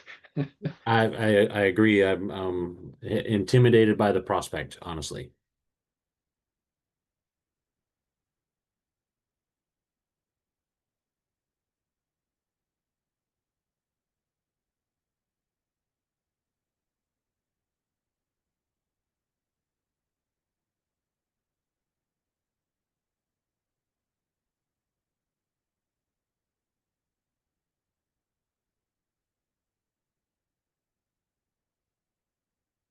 Any other comments or discussion on this one? I think, potentially the table changes are outside of the scope of this proposal. But it's something we should be flagging a little bit. So thoughts from the tag on that?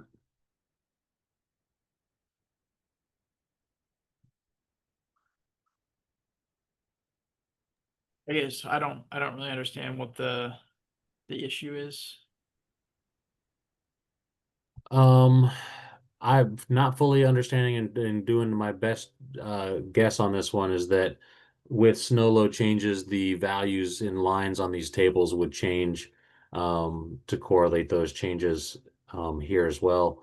And so, John, you said that the IBC is still working this out. Is this at the model code level that this still needs to be worked out a bit? No, I think at the state level. I mean, the SCAW, a committee in SCAW is working on a public comment to make further changes to what the IBC tag already kind of forwarded, and Okay. some refinement and simplification, hopefully. Yeah.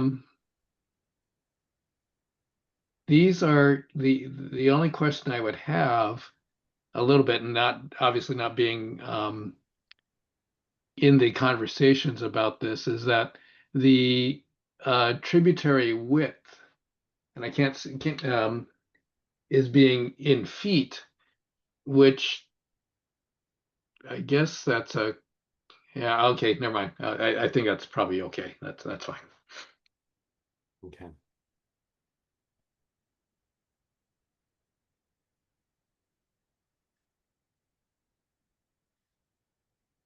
As long as that's understood, that's a tributary width to the wall, to the foundation walls or basement wall. Yeah.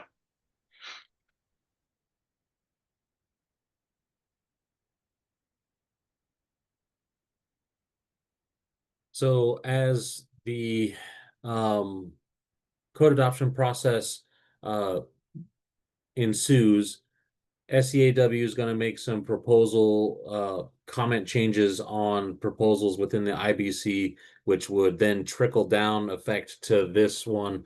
Would it be appropriate to just flag this proposal / these sections for correlation with those changes so that it's simplified, and leave it to the public comment to bring that through and do the correlation at that time?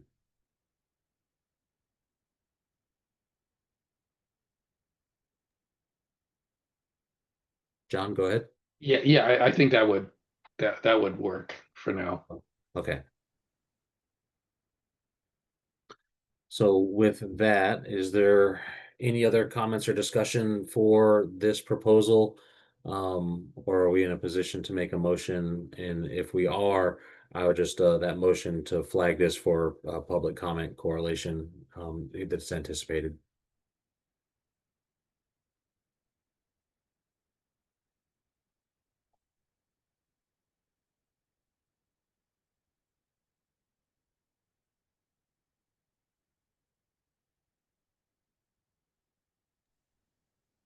I'll move to approve.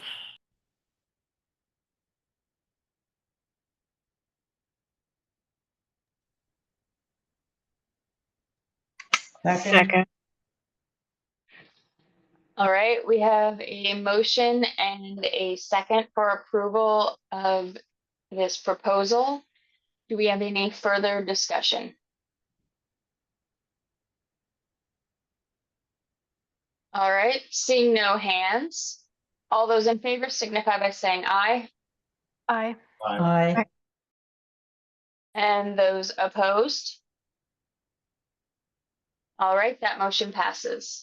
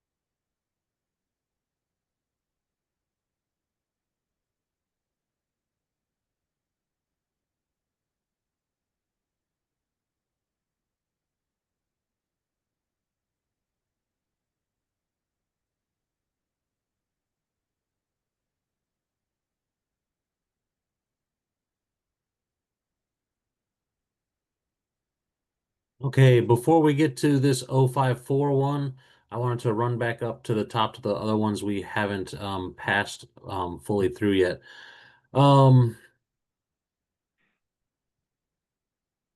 Okay, I have a new email from Eric Vandermeer on this one. Oh, no, so he's just had a conflict and wasn't able to attend just yet. I don't see him online now, but we got revision on 041, taking care of the changes that we outlined in our last meeting, which was, this one was pretty heavily amended. Let me open this one up.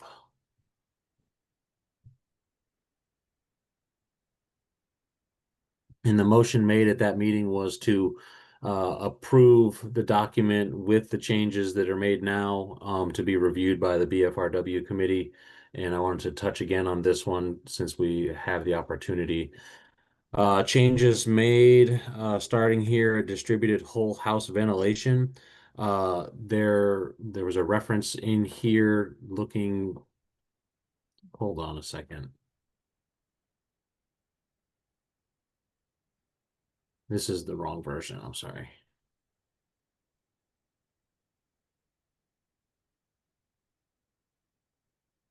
Okay, here we go. Distributed whole house ventilation system.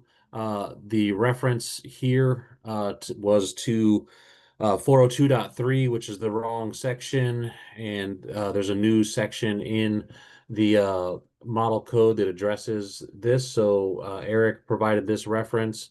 Other changes that you'll see here are that state amendments are shown in red. Any changes are shown in black underline. And we have some sections here that are included just for reference. So habitable space doesn't need to be shown as underlined. That was changed in the draft here. And the interior adjacent room and interior adjoining space were shown as partially underlined, but these are being brought over as new definitions to the code. So those are shown like that. Then we have the section 325 that's relevant to the reference above, included for reference. This one as well is included just for reference as we get to referencing other sections around in here. Looking at 1504.3, there was no change requested in that one for this revision. All the changes requested beyond this were for references to specific sections in 1505.4.4.3. And those are all updated now to reference sections in 1505 as well. And just changes on this one to show that these are changes to either existing state amendments or model code language. Any of these small highlighted sections that you might see in here are just pointers mainly for me to be able to spot very small changes as I'm running through this, drafting it out. And that's all I have on this one. So we do have a motion that already kind of approves this based on these changes. Leave it up to the tag if they want to make a motion to approve these changes or let the BFRW committee wrangle that one.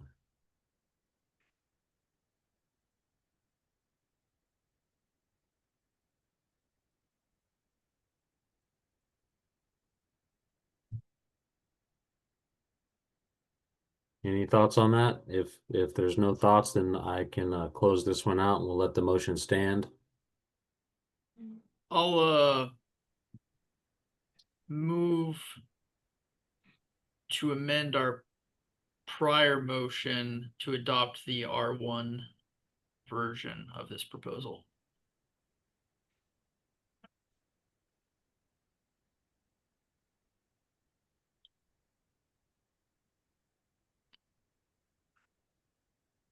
I'll second. All right, we have a motion and a second to approve the R1 version of this proposal. Do we have any further discussion?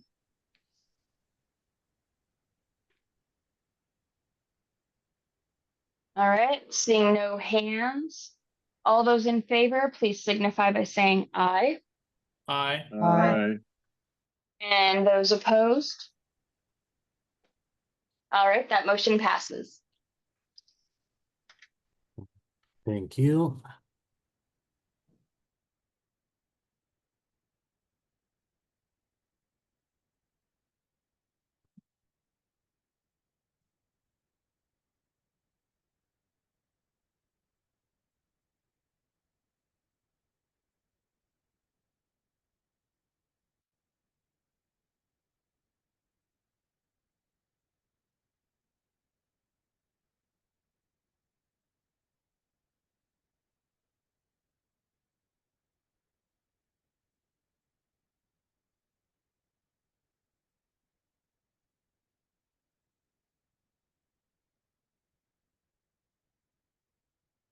Just starting at the top and scrolling down. This is 1027 application of fire code. This one was prepped by Justin Crobalho. 272. Justin, are you online with us today to discuss this one? Yes, I am. All righty. Let me know where you want me to scroll to, and I think, well, this is all the code language here, but I can go to other sections if you'd like, and I'll turn it over to you. That should be perfect. All right. So since the initial first reading, there's been a couple changes here. Took some of the recommendations from the tag and applied it into the revision. One of the recommendations was highlighting what chapters some of these requirements come from. Added in the references to Chapter 5 and appendices B, C, and D for the fire code. I'm hoping that adding that in there also helps with the adding the references to sorry, trying to find my bearings here. Yeah, so there was some discussion about having this apply for other sections, other code section or other codes. I didn't think it was necessary to put in there about the energy code and all of that sort of stuff. This is just trying to tie back into a section that's already existing in the fire code. I wanted to keep the wording with that as matching with 102.5 of the fire code as much as possible. Hoping that some of these changes are able to satisfy some of the comments that were made prior.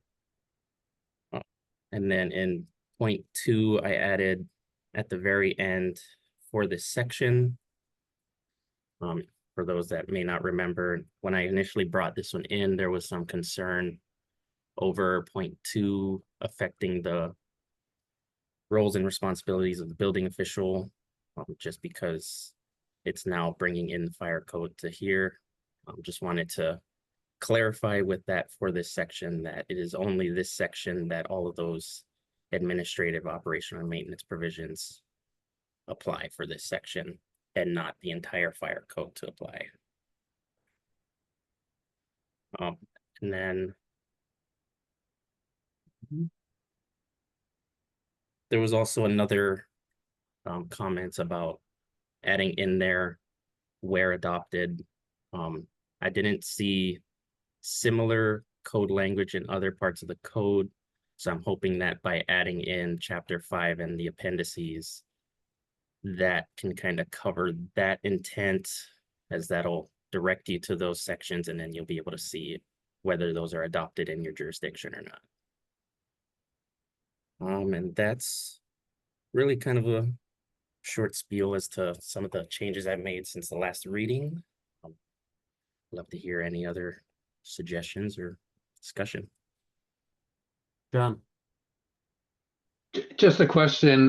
Does every jurisdiction adopt appendices B, C, and D? This appears to make them mandatory across the board, and I'm asking out of ignorance. I don't know if everybody does that. So if that can be answered, then Right. yeah. Yeah, and so we did a study that across Washington State, I think it's something like somewhere over 80 to 85% of jurisdictions do have some sort of premises identification apparatus access, whether that be Chapter 5 or the appendices. So this isn't meant to adopt these appendices. That was kind of the reasoning behind the suggestion of adding where adopted into there. But again, like I said, I didn't really find much in the existing code sections that have that specific phrase in there, so I didn't want to add that where the precedent wasn't set. Yeah, I think just based on the language, though, I would say that this is making them mandatory for the other 15% that don't adopt something. So just that would be my comment. Yeah, and this was meant to just kind of point you in the direction of where these requirements are coming from, and then from there, make the connection that, oh, hey, in my jurisdiction, Chapter 5 or appendices B, C, and D aren't adopted.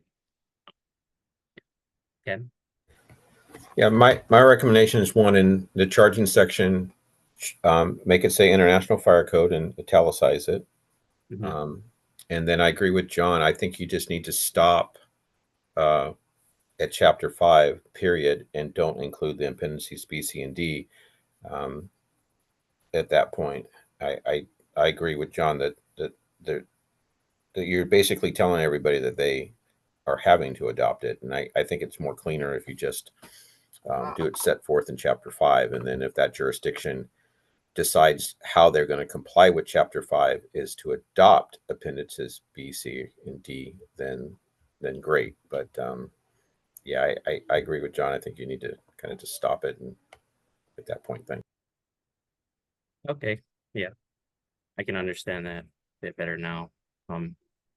Yeah, I wouldn't have any opposition to taking that out as long as reference to where they can find some of those requirements is, because I know that was, I think Patrick had recommended that last time. So just trying to add something in there to help users of this code direct them to where they need to go. Ken, did you have something else? I didn't know if you're gonna, is somebody making changes on the fly? Because if you are, I can. So we want to add international to this one in no, italics.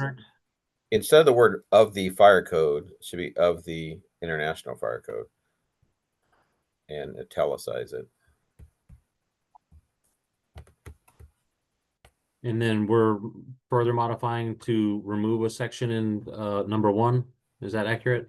Remove appendices B, C, and D. And appendices B, C, and D. We'll just kill that. Yep. Okay.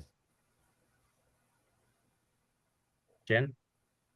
Yeah, I had a couple things. So similar to John's question, I thought that when we first discussed this, we heard that not all jurisdictions even adopt the fire code itself. Is that true or not?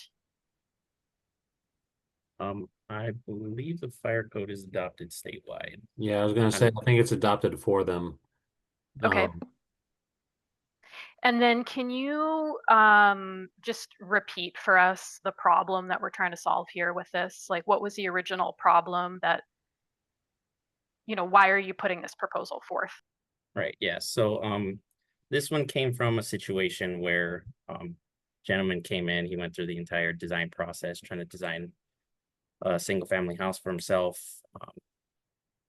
Kind of went through all the IRC requirements, made sure everything was accounted for, and then came in for a permit and had to put in some access roads, make some access improvements in order to get his permit. And he signified that nowhere in the IRC did it mention that he needed to also comply with the fire code in terms of fire access and water supplies and all of that. So this is kind of just taking section 102.5 from the fire code, adding it into here to kind of show how the fire code and the residential code are interrelated. Okay, thank you. Yeah. So, and I think that's where the comment of, we don't do that for any of the other codes came into play. Not that we were asking you to create a new section that would reference any possible code. But the point was, if we are going to start doing that, and just because this isn't related necessarily to like, hey, if you're installing this, specialized mechanical equipment, you're also going to have to make sure that it's installed by this standard to make sure it's safe, for the homeowner and everything. This is just kind of a standalone thing. Again, it just seems like if the state of Washington wants to make sure that the IRC does that more, like, hey, here's just some FYIs about some other things that you'll need to comply with, that we should do that for everything. Because now if we add this one thing, then we're almost specifically saying, well, we've called this out, so if we haven't called out the other things, they must not apply. Also, I just keep going back to, this is a statewide solution to a one customer problem. I think if I'm hearing from jurisdictions that over and over, this is a problem, and that is a problem specific to confusion in the IRC versus maybe a customer service issue where, either that customer never contacted you or wasn't getting the right information. I'm still not convinced that this is a problem the IRC is having. Yeah, and I can understand that. I know that, most of the time people coming in for permit understand that there are multiple agencies that they have to go through, multiple requirements they have to meet. This was just one in particular, just because this guy, he was really adamant that he read the entire residential code cover to cover and did not see any indication that he needed to meet the fire code as well. Barry? Okay, so I've actually had this come up a fair amount of times, and it's been involved with projects that are adult family homes. And that when I've come back and required them to meet water supply for the structure, apparatus turnarounds, it typically comes back to me that no, you can't do that because it says right here that we're allowed to comply with the IRC.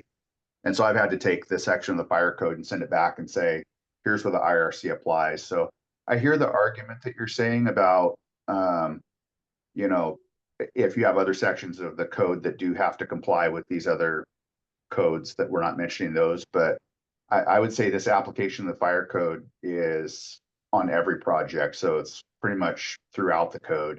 It's not like a one-off. You're always going to have to comply with access and water.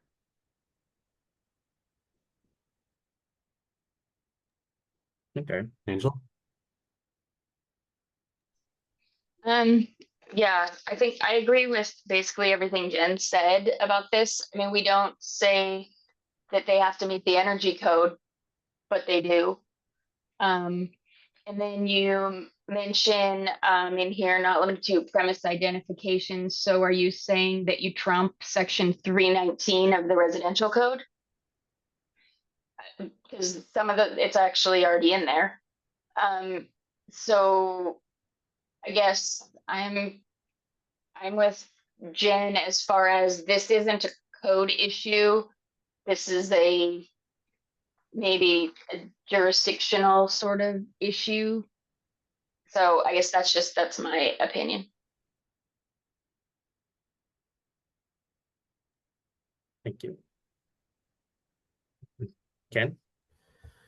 So while you're cleaning this up, if you're going to repeat the language, regardless if you guys are going forward with this or not, after the word water supplies, it should just be a period, and don't say as set forth in chapter, you got to change to 50, chapter 5.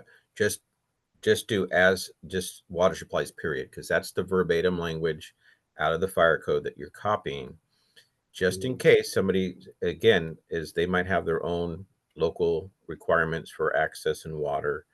But if you're doing verbatim, you should not put as set forth in chapter 5. Yeah, that was the initial intent of this proposal, was just to bring the exact wording from IFC 102.5 into the residential code. That as set forth language was added in there to try to appease some of the suggestions that I got here in the tag. But I agree, if it is meant to clarify, probably be best to bring in the exact language as it is and not really mess with it too much. And if the tag decides that this isn't necessary because some of the other codes, like the energy code, aren't getting applied, then maybe this is something to bring forward whenever a proposal like that brings in the energy code and all of that does come in, rather than bringing it in by itself. And my other 2 cents is, I thoroughly get what Barry was saying. Is yes, I as a fire marshal throughout my career have also had this problem in different projects. All we're doing here is this is a pointer, and it's actually going to help the customer by pointing them to the fire code. And if we don't do that, then they are going to maybe blow up their entire project with not being able to meet access or water standards. And if they would have known up front that, yeah, I need to make sure I look at the fire code, great. So yes, it's a duplicate language right out of the fire code into the residential code, but we already duplicate language in other codes back and forth. So I think yeah, we don't want to lengthen our state code anymore, but I think this is not really that bad. I mean, we're not creating any new language. We're just adding existing language and plopping it in here. Thanks. Jen? Yeah, I just wanted to clarify that the adult family home section does have a specific section to require fire apparatus, access roads, and water supply for fire protection. So that is in the adult family home section, which is really helpful. And it's a nice way to do it because it's right in the requirements where people are looking. I don't know if we had more time, that might be a better way to do some of this, is to put the requirements where they belong in the requirement section versus just in the administration. Like the application of the fire code as a general statement, okay, but then I don't know if, like the premises identification, there's already an IRC section for the address. So shouldn't that be there, right? Where here's the address requirements and you need to comply with the IFC, and then also make any amendments to make those reconcile if they conflict in any way.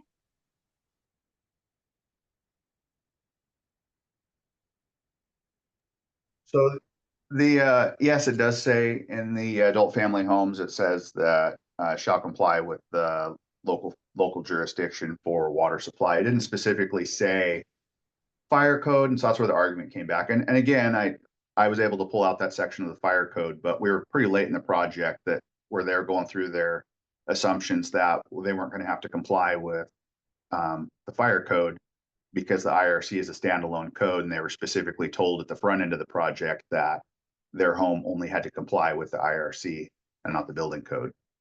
So I think there's a lack of language. I don't have a dog in the fight either way. I'm just saying that this is something I've dealt with. I mean, in my jurisdiction, it's going to come to me anyways, and I'm going to send it back. So on Ken's part, it is kind of a customer service issue that we can maybe help somebody, ahead of the curve.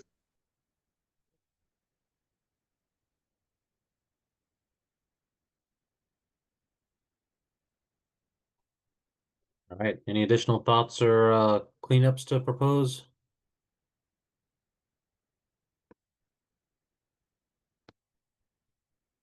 What would the tag like to do with this proposal?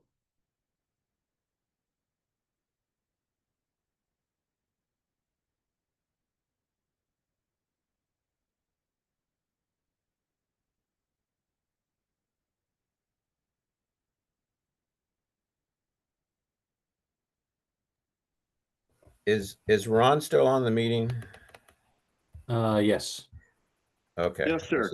Okay, I was just making sure, because if you weren't, I was going to make a motion, but I'm the alternate, so I won't make a motion. I'll make a motion to approve. I'll second.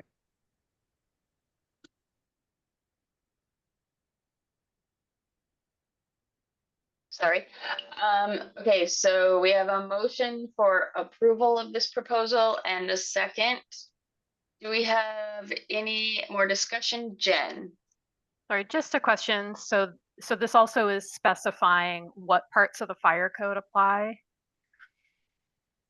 and it's limited. I'd love to hear from fire about that. If that's going to limit you then from applying other sections of the fire code that are not identified here.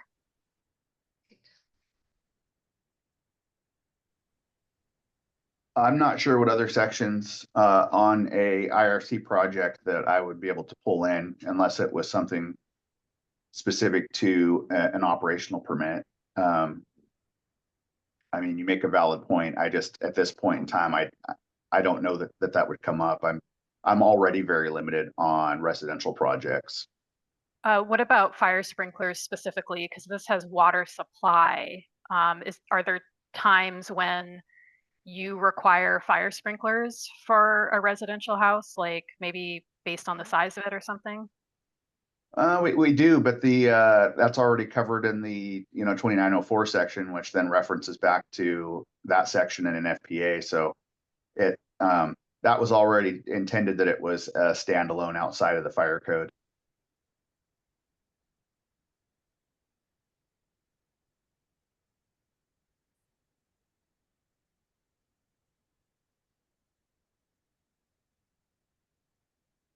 Annie?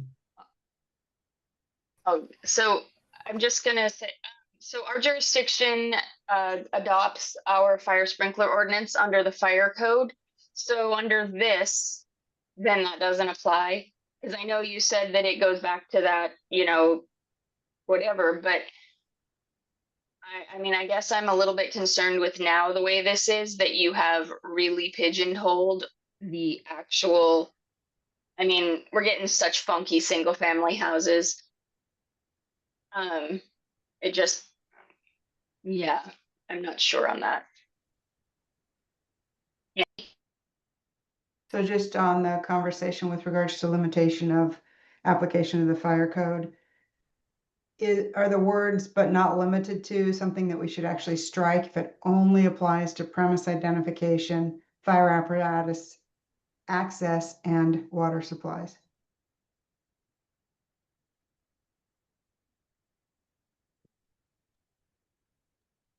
Ken? So that is base code language out of the fire code, the but not limited to.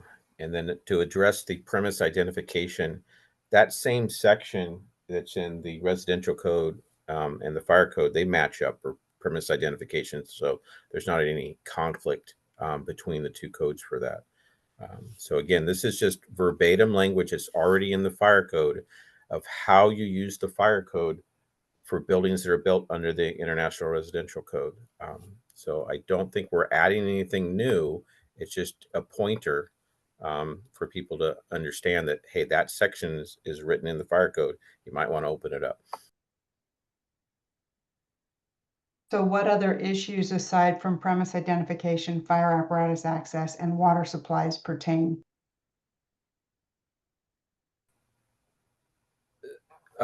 So pertaining to the exterior of the structure, that could be the egress windows that are required.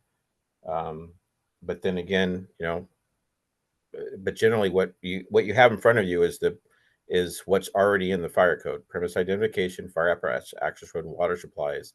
And this all says pertaining to the exterior of the structure shall imply, including.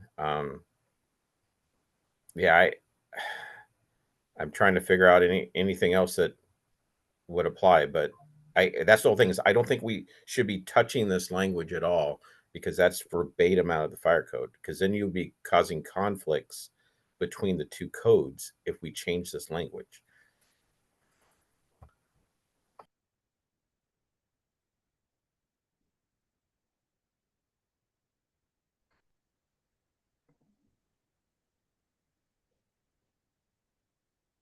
Okay. Do we have any further discussion on this? All right, seeing no hands. All those in favor of the motion to approve this proposal, please signify by saying aye. Aye. Aye. Those opposed? Nay. Nay. Can we do a roll call vote, please, Dustin? Yes. Jenny Luke? Nay. Patrick Hanks? No. Ron Perkowicz? Yes. Barry Kurth? Yes. Mariko Blessing? No. Jonathan Jones? No. Annie O'Rourke? No. All right, that motion fails 2-5. All right, I need a new motion. I guess the motion would be to disapprove this petition.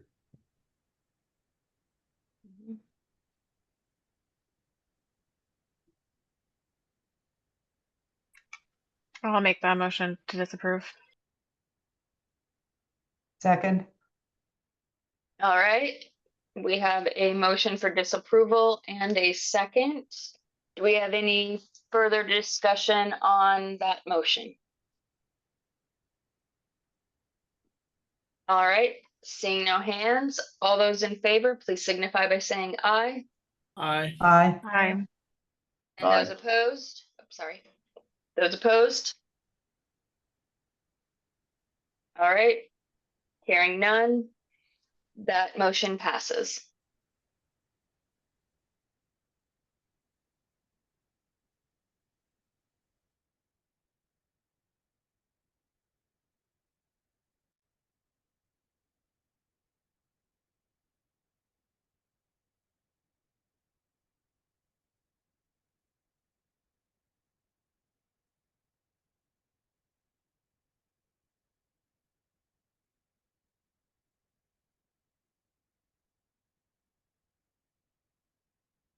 Just updating the notes. Give me 1 second.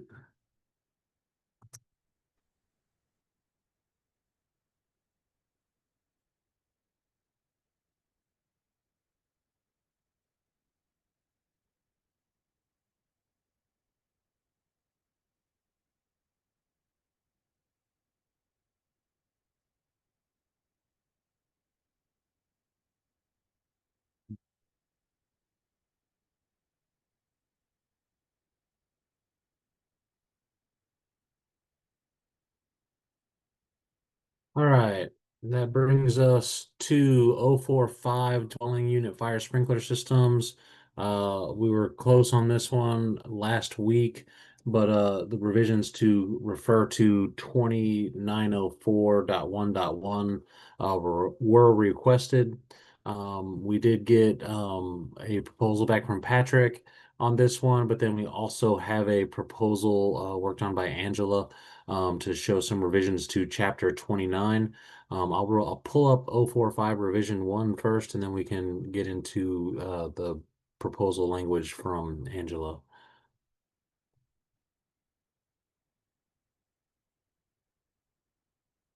All right. Here's the revision.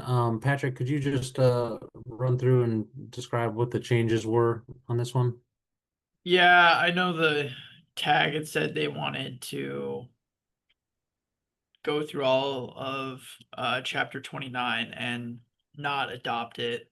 I was trying to throw together something on Friday before I left the office for the weekend, and I wasn't going to have time to do all of that work. So I just tried to throw something together to specifically refer to P2904.1.1. But I'm glad that Barry's on the call today because I'm hoping to get some clarification.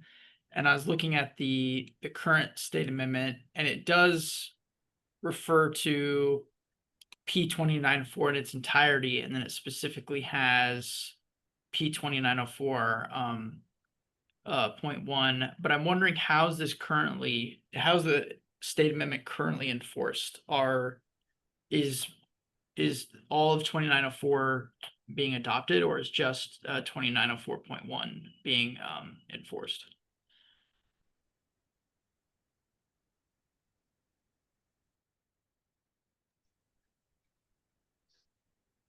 Angela? So I'm pretty sure the WAC shows all of 2904. Or is it because I remember the conversation and Micah was saying that in the last code cycle, he didn't think that 29 that all of 2904 was adopted because there were all sorts of other parts of it like water supply and things like that that may not apply. But so in the 21, okay, so that's there. I swear I thought I saw it elsewhere in the current state code that's on the ICC site. It is 2904 in its entirety. And so that may be a mistake. And if so, then I mean, it's correctable here. So speaking to the current state of the code, Angela, you're correct. In the ICC publication of this one, all of 2904 is indicated as or it's not struck out by amendment there. I do believe that that's because of what we see here on the wax here.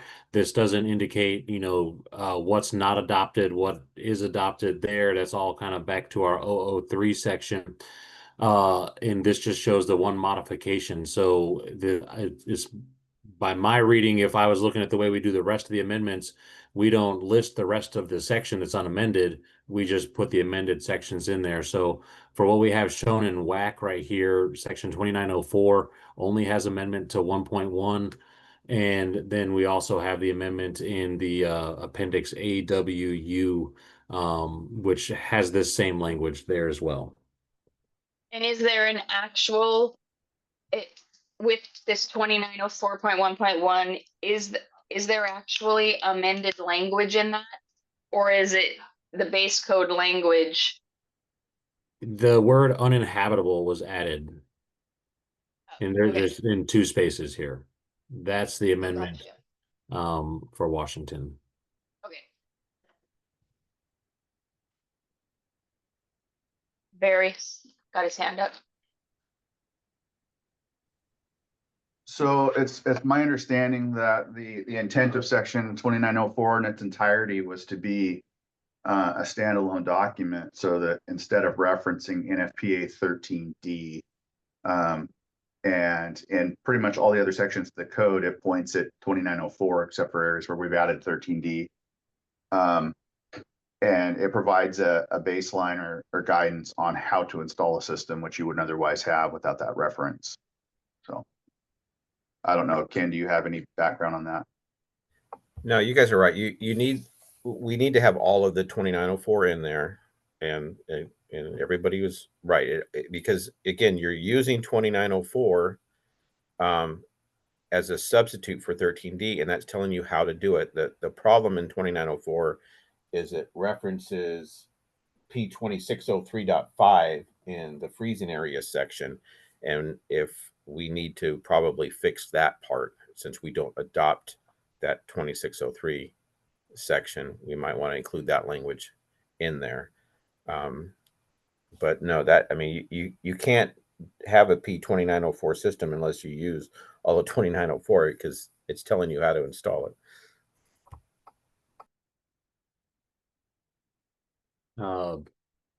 Micah.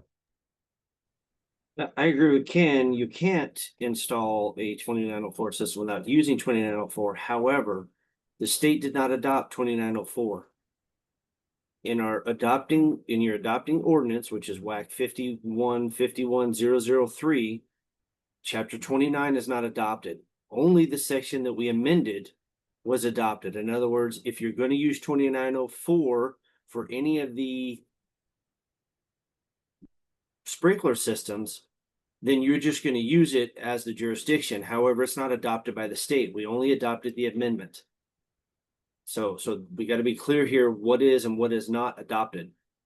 By rule, chapter 29 is not adopted. Just the amended section was adopted. And so we do need to make some changes and clarify that. If we want 2904 as a whole to be able to be used by jurisdictions, that is fine. They can do that already based on the code that says go use it when it's installed, but it is not adopted by the state currently. Just the amended section. I got lots more, but I'll let other hands speak. Jen? This is off topic, so we can put a pin in it and return to the conversation at hand, but this is where we should list the fire code.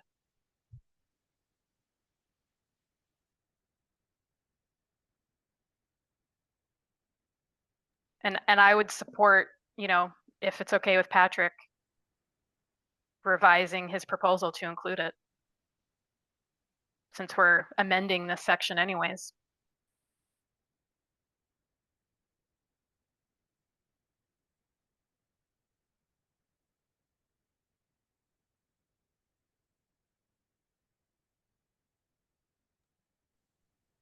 Barry.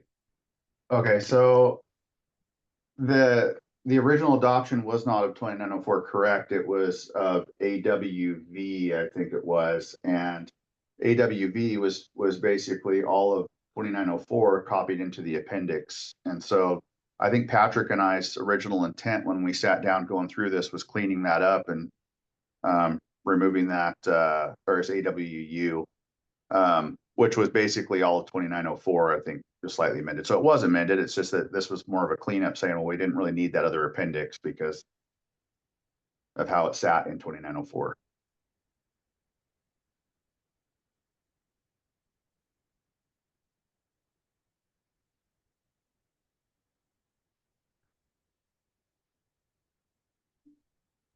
Patrick? Yeah, so thank you for answering that. So I think what I proposed originally does work, because in other WACs, the WAC only lists the part of the section that we're amending, and we do have a proposed slight, word change to 0.1.1. But if there's no other change to 2904, then we can just adopt it by reference and then just list the amendment. So the original proposal that I had for this should do that.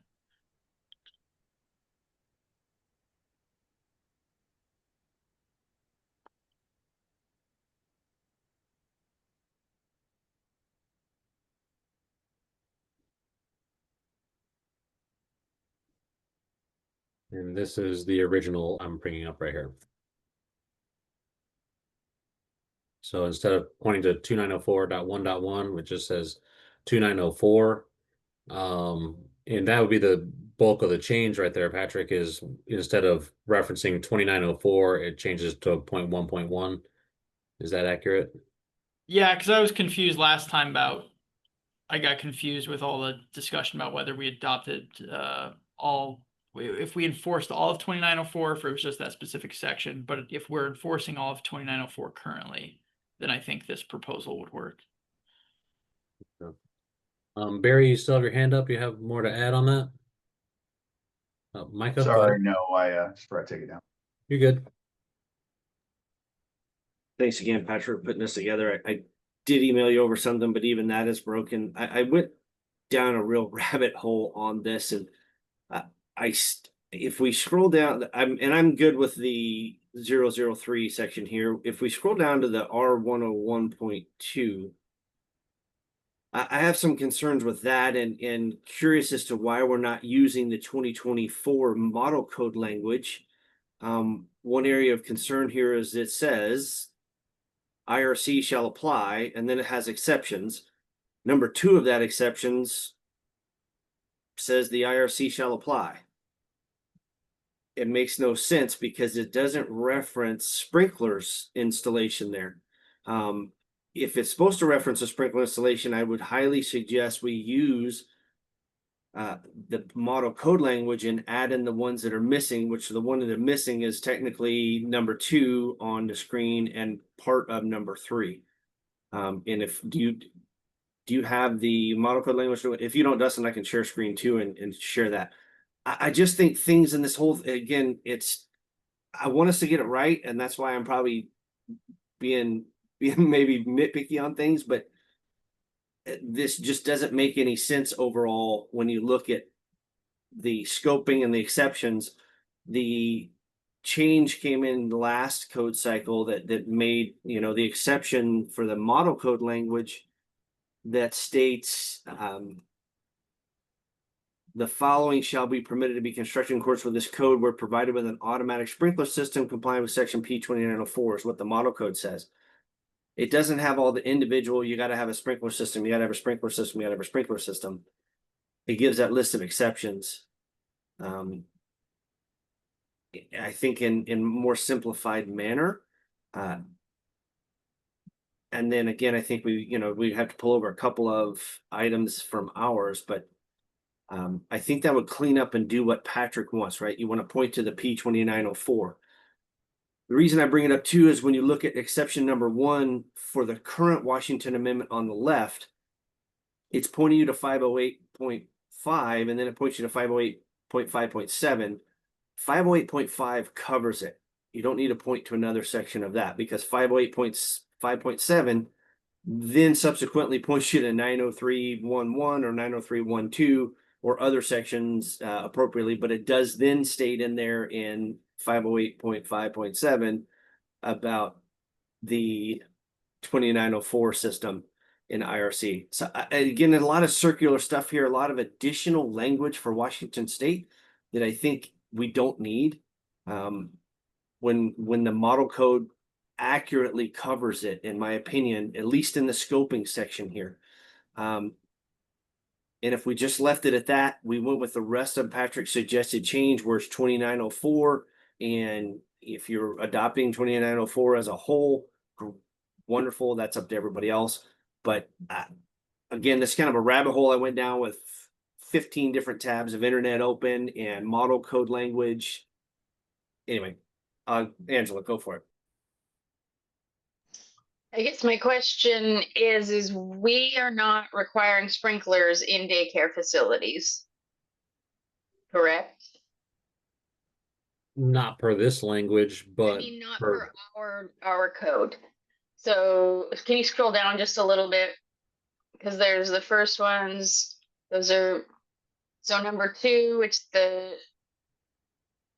because currently we're not requiring sprinklers for lodging houses, which the base code is now. We're not requiring them for the new daycare facilities that we've added in here to clarify care facilities. And then we're also not requiring them for adult family homes, which is being added to this list.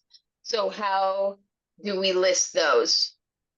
I mean, we can't exception list number 2. I can email that to you. I have that broken down. I'll shoot it over to Dustin real quick. Okay. Because this language is new in the 24 code, correct? This language that's right after the exception that says the following shall be permitted to be constructed, provided automatic sprinkler systems. I mean, not by what they're showing online. This would be blue text if it was new for the 2024 cycle. Correct, Angela. It came in the 2018, and I'm not sure why we didn't have. We just didn't ever change it or pick it up. Yeah, Okay. we just kept the Washington Amendment, and that might have been the original. Hey, we're just going to keep it, and then there wasn't a thorough correlation after the fact. Okay. Well, this section 101.2 has an amendment to it that I have no proposal for and can't, like, it changed in 2021. I can't, like, all this sprinkler language at the end came out of nowhere. I don't have a proposal for it, and I don't know where the language came from, but it's this section's proved to be a little bit difficult to read through and apply appropriately in all scenarios. And so we have other proposals, I guess, on this section as well, kind of trying to clean that up a little bit as well. So there might be some disconnect as far as what the already been discussed for this section.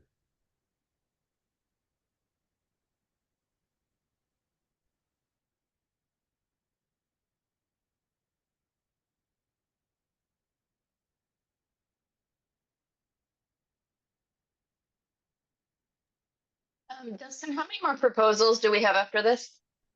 We have, I believe, 2. If we can wrap this one up, that would be this one here. We have one here, and then the last one is this one that I mentioned last meeting that didn't get forwarded by the council. I spoke with Dirk on this one, and his opinion is that we could offer an opinion on this particular proposal. The opinion could be recommend not adopt, but I would like to try to get this one included. It was received appropriately, but I did not have it on our list until last Thursday, and so we have not discussed this proposal at all at the moment. Okay, because we currently have 12 minutes left in this meeting. Correct. So we need to extend it. We don't have another meeting and we don't have the time to go to another meeting, correct? I mean, we could have another meeting on Thursday. You know, I was hoping to wrap this one up here today, but if we move on to through Thursday, I don't think that, I mean, we're already on a tough road to hoe. So, a Thursdays doesn't change the timing much on, one or two more proposals, and we're trying to take them to the BFRW next week. So, I would still be in time for that, process to all occur. Okay, Patrick? On the the extraneous proposal, I would just caution that since it was never officially forwarded to us, like trying to make an opinion on it could be circumventing the law, which is if we don't recommend adoption, which is any proposal that's sent to us to a tag and that is not adopted, the council can't take further action on it.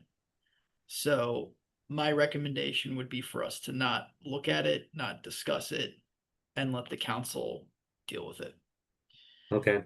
Looking at that, I mean, they could be forwarded off to the BFRW committees as well. But if the tag chooses not to look at it, that is, okay.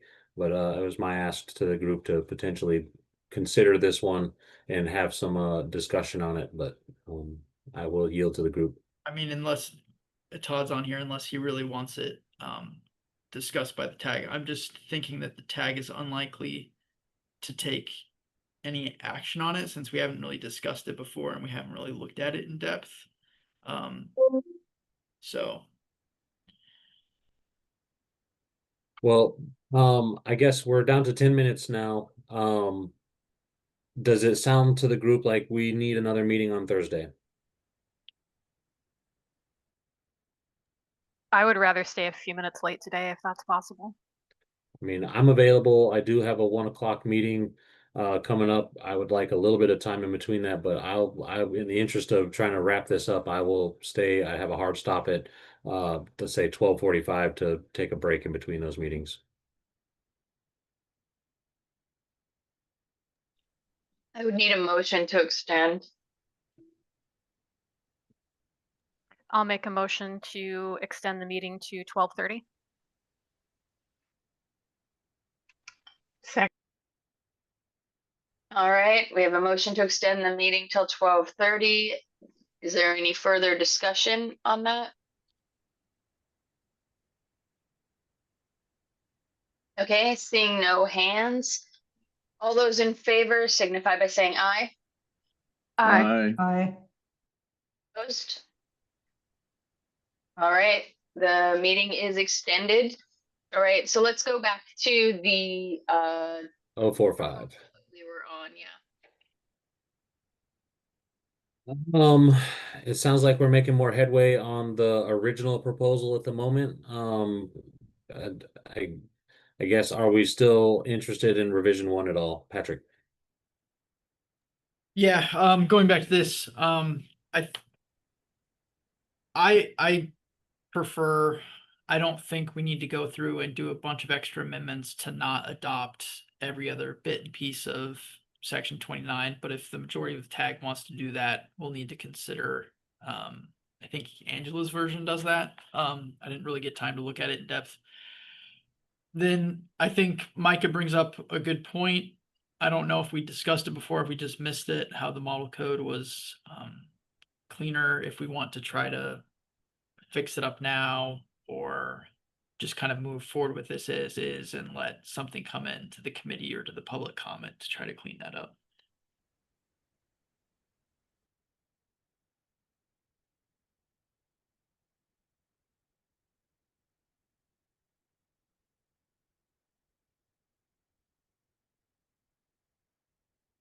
Angela? Yeah, so my proposal was just to basically officially not adopt 29, all the sections of 29. So, I mean, that was just an alternate route to putting it in the scope, or not, is it in the scope, wherever it is. At the top, where instead of saying not to, everything except this, I just went and put together the language to actually, it would be 13 WACs, I believe 12 additional ones, because it would be basically officially deleting the 01, 02, 03, and then 05, 06, 07 and down. So that's all this proposal was just officially doing that. So it just depends on how you want it done. Either way.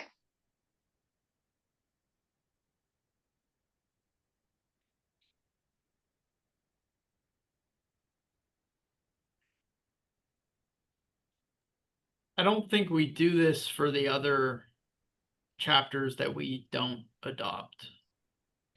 Correct me if I'm wrong. I think most of the chapters that we don't adopt, we don't have snippets of amendments within them. Right, we don't adopt the whole chapter is usually is what it is. That's why this one is so different. And the way it was done before obviously is confusing because I know that WABO are the ones that put together the Washington codes for the 21.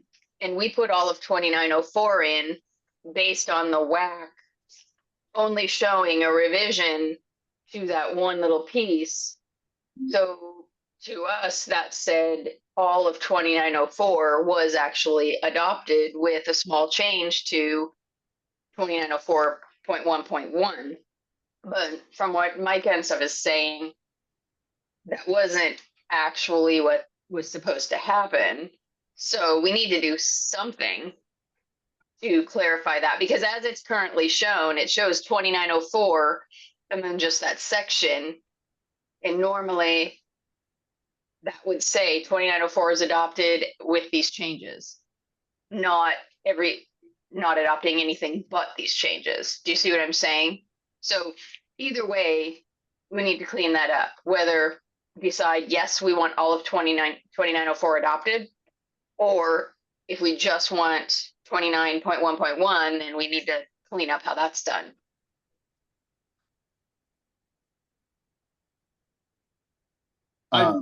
Sorry. I think based off what Barry said before, we don't want to ignore my new revision, and we're adopting all of P2904. So just a question of whether or not we want to do it by reference or we want to do it explicitly via Angela's suggestion. So, yeah, and in my original research, they adopted AWU, and then AWU says shall be installed in accordance with 2904, and then had an amendment to 2904.1.1. So it didn't say shall be installed in accordance with 2904.1.1 because that's not really a standard for installation. It was just an amendment. And so our cleanup proposal was, why do we need to have this extra appendix just for clarifying one small section? Well, it was because it was cleaner, I think, when they were saying what chapters weren't adopted to just not adopt chapter 29. But then it's confusing when you go to appendix AWU and it basically says, well, 2904 is included, but we didn't adopt chapter 29. So I think Patrick and I set out to clarify that the code all pointed that 2904 was not adopted. Basically, AWU says it is because it points to it. Micah. Thanks, Barry. I appreciate what you and Patrick are trying to do. And I'm not disputing that that's a good path. It is confusing. It's and how do I put it nicely? It was ridiculous parameters that we had to work within on getting this done with modifications previously. It's just how the code revisor wanted these things. And prior to Dustin, that was probably under Stoyan. And so I appreciate you guys trying to fix it because it is confusing, but that technically by the standard 2904 is not adopted currently. So hopefully this will clean it up. Angela. So my question is on the validity of the assumption that because it says that it has to be that the sprinkler system shall be in accordance with section 2904, that the fact that 2904, it says it isn't 29 is not adopted, that reference now automatically adopts it, because we currently went through and decided not to fix all of the sections that refer to chapter 11 for energy, because we said it says those are not adopted, so basically you just ignore them. They don't exist. I pulled a proposal change for something that was referencing the mechanical something that weren't adopted, because we said that just because it's referenced in the code does not automatically adopt it. So if our code says that 29 is not adopted, this reference does not automatically adopt it. To me, this reference, 29 is not adopted. Too bad, so sad. This appendix is a moot point by what this tag did previously by ignoring all other dead links. So saying that this automatically adopts it, to me, is the exact opposite of what we said earlier. Does that, I mean, am I making sense there? Because it seems to me we just made two different calls. And I know this is the 11th hour and all of that, but that's why we're trying to clean this up. And that's why I don't agree to the statement that just because it says that's what it's doing. Currently, it could just be 2904.1.1. It just depends on what the code actually says is not adopted or is adopted.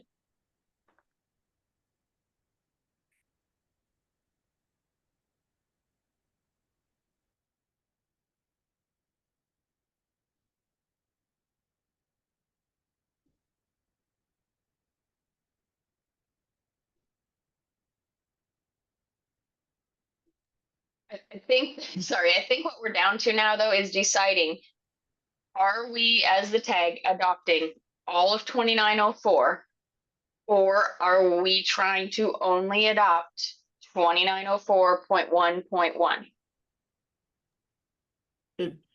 Patrick? I think that's not what we're trying to discuss, unless anybody disagrees with the current effect.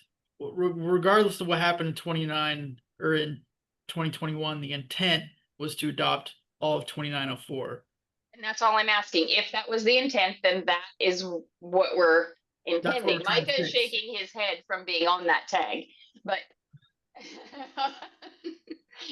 We got so much pushback on the other items in 2904 that would be mandatory was their discussion.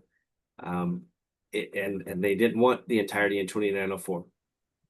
That's why it was intentionally left out of the adopting documentation. So again, this is a new step. This is a new, yes, it's going to point to this in some sense, but again, that was the argument, is now you're dictating the water supply for these has to be towards this code and not other things that are adopted by the jurisdiction, which are allowed by law. So again, that was the discussion. I'm not on the tag anymore. You all can make whatever choice you want, but it was not the intent to adopt in the entirety of P2904. It was discussed. We can probably go back and pull minutes on that. They did not want the entirety of 2904 previously.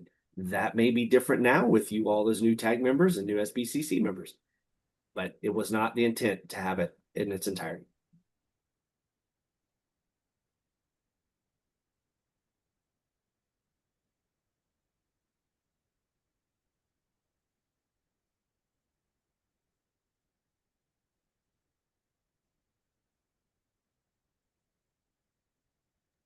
Marco? My head's spinning a little bit with all of this, and I'm not exactly sure what to do, but I think that we should move forward with one of these, and my preference was the original one, and then work out all these issues in the public comment process.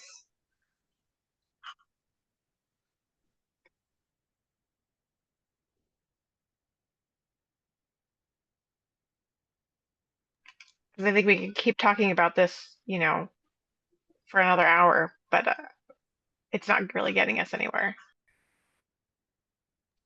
Micah? I also agree something needs to go forward. And in Dustin and Patrick, I did send you just a few minutes ago, 10 minutes ago, 8 minutes ago, a revision for that scoping section that Angela was talking about. You know, if we combine our current language and the model code language in some way, shape, or form, then maybe it simplifies that and you can move that proposal forward. But if you see on the screen here, thanks for bringing that up, Dustin. And I couldn't get it to format correctly, so it says exceptions. It says exception in the model code language, and then it says exceptions. I couldn't get rid of that exceptions for some reason. But then it's really just striking the rest of that language, but maintaining the 1 through 7, 1 through 6, 1 through 6 items per current amendments, but getting rid of all the excess language that says if you do a 2904 system, you're okay. And I think that kind of would meet the intent of combining the model code language and our current amendment, if you're open to that recommendation. If not, thank you for your time and appreciate all the discussion.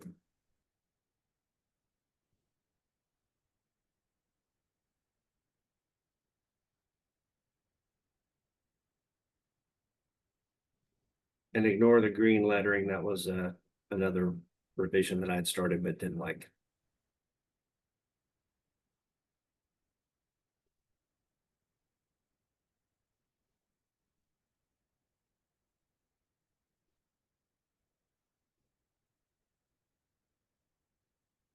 Angela. So this would be a new sprinkler requirement for the lodging houses.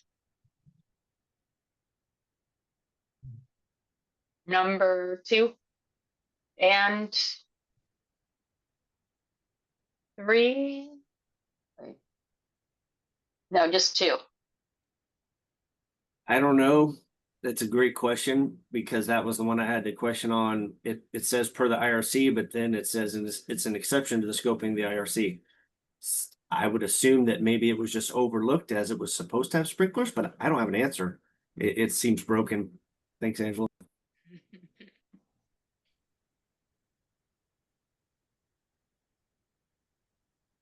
Jen? I was interpreting that to mean that we were not requiring sprinklers for lodging houses that just had 1 or 2 guest rooms, and only when it hit 3 did we want to require sprinklers here in Washington. I think that was my interpretation when I saw that this was broken out that way. Right, well, base code, actually, even in the 21, let me see here, oh no, yeah, okay, yes, we did break that out in Washington. Yeah. And then let me see what the 24, did it break it out? Yeah, Jim, when I read it on the current Washington amendment, it makes no sense. Well, so. And it has nothing to do with sprinklers in the Yeah. current Washington amendment. So for 1 and 2, we've added that because the base code has for 5 or fewer guest rooms, it can be in the IRC and it's sprinklered.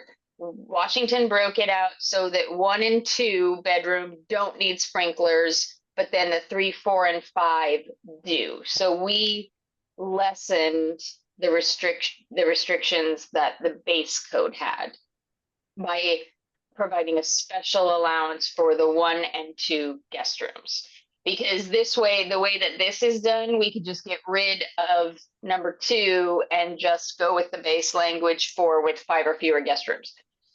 So I think that's what it was the 1 and 2, Washington added the allowance to have them without sprinklers. And that was in addition to the base codes.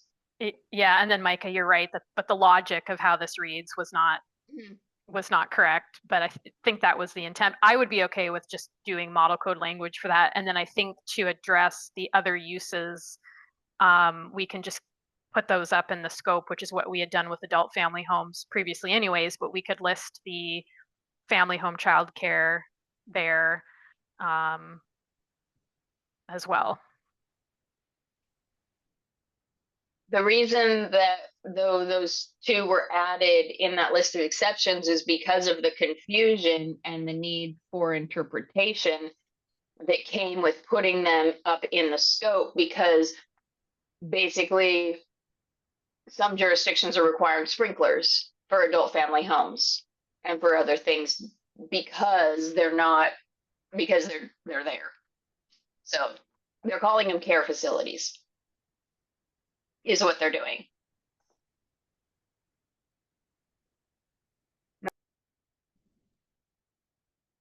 Going back to item 2, I think at that point you could just strike item 2 in its entirety, and then it's just per the IRC. Again, if it's under the exceptions, it's not clear whether it's an exception for sprinklers or not. It's just an exception to the scoping as currently written. But as currently shown on the screen, if you just strike number 2, then you should be able to, you'd be capturing, I think the intent is that 3 to 5 guest rooms, you're going to get sprinklers. Less than that, you're not. And then above that, you're something else. Or is that saying you can't have a lodging house with 1 or 2? It doesn't say you, I'm just thinking it says, if you have a lodging house with 1 or 2, wouldn't it just be per the IRC? Lodging houses aren't included in the scoping of the IRC. They're an R3 occupancy in the IBC. Okay. So then maybe you move that above the exception. Again, this is why, I mean, right now, it doesn't make any sense as currently written in this current state amendment.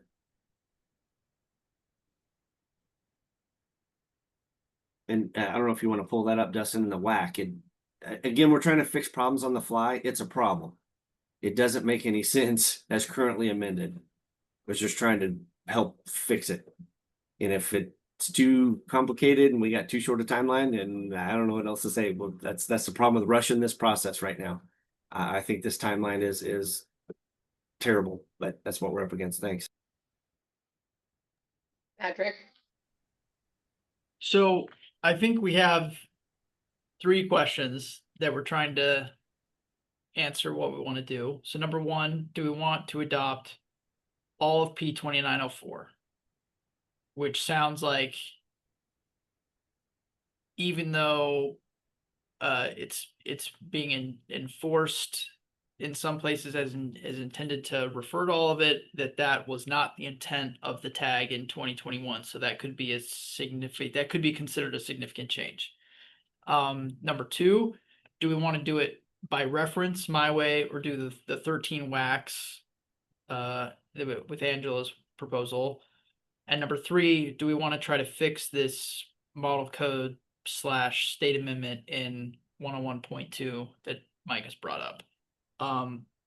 My preference would be that we adopt all of P 2904 and we flag it as a significant change for the work group on economic impact. So that way we can get feedback for the cost benefit analysis, and if it creates an impact on folks, and then in public comment, if it at least shows that that's a big change that we're considering and people can provide comment.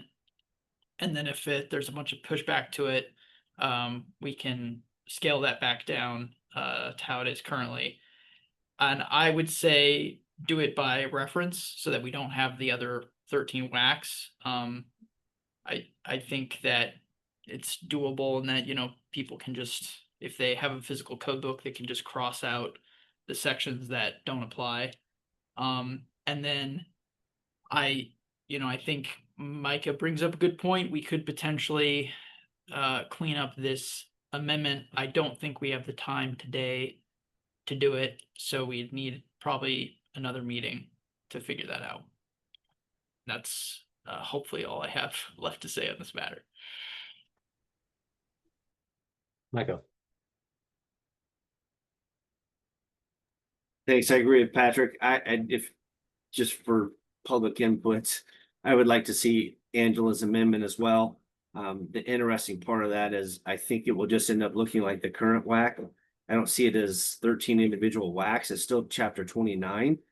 And the current WAC language does not show what we delete. And that's the problem with the WAC. Dustin's aware. I think everyone's aware of that. So really, if all we have is an amendment to section 2904.11, if we include that we're adopting chapter 29, it's still only going to show that one thing that we amend. It's not going to show the rest of it. We won't have a bunch of WACs for that. It just won't show the deletions or sections that we don't delete. The only time it says this section is not adopted is when we put it in there, or this chapter is not adopted. But honestly, if we go this route that Angela's showing, yeah, it looks like a lot of paperwork, but the WAC still looks the same in the end.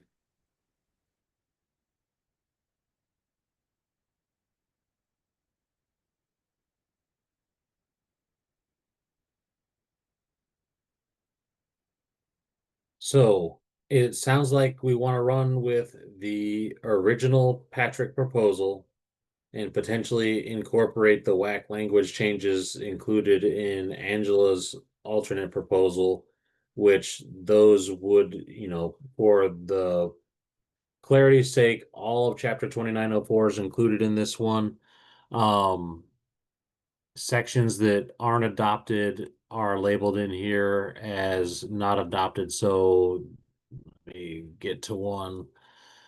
For example, this should probably be an underline, and this would be a change to the WAC 29, or I guess it would be a new WAC 2903 or 2903, and this would just show that that whole section is not adopted. The WAC wouldn't show any of this strikeout language below. But when we send this back to ICC for revisions and stuff, this section will get removed and the highlighted text will be inserted in its place. Is that an accurate synthesis of what we're talking about moving forward at the moment?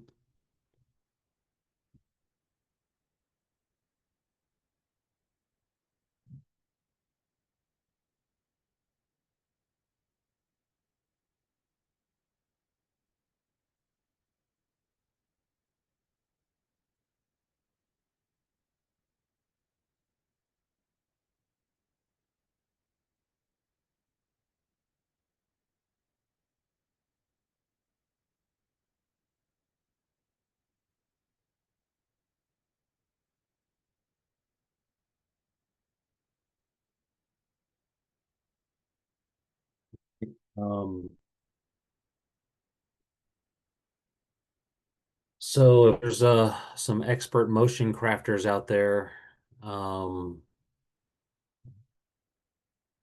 think I'm not sure where we're at with this.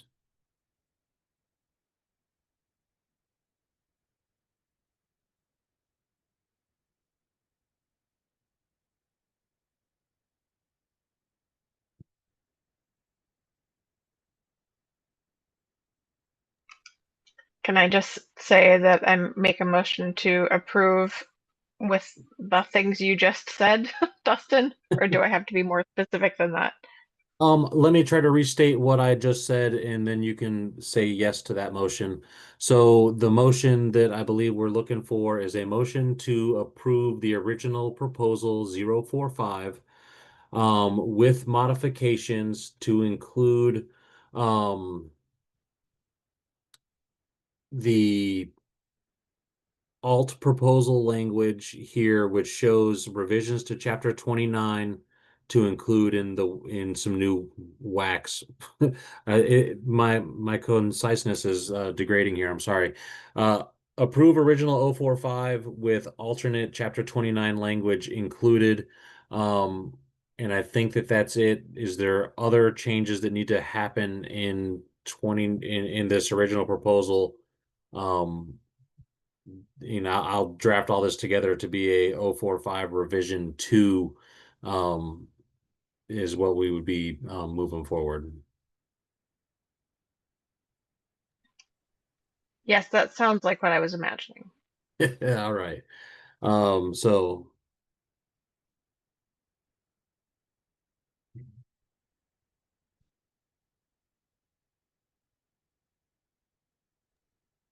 Can we get a clearer motion?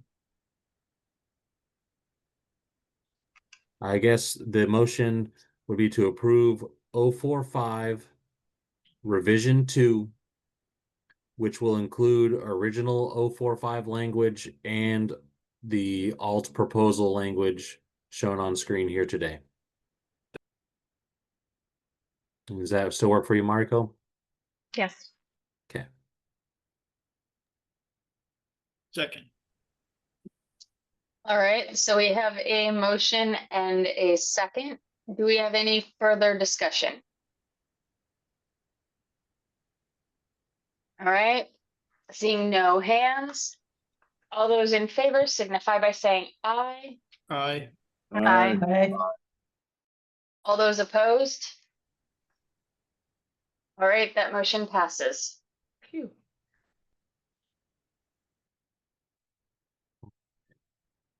I will make those edits after the fact. I don't remember what we changed in this, if anything. Oh, I underlined the section up there.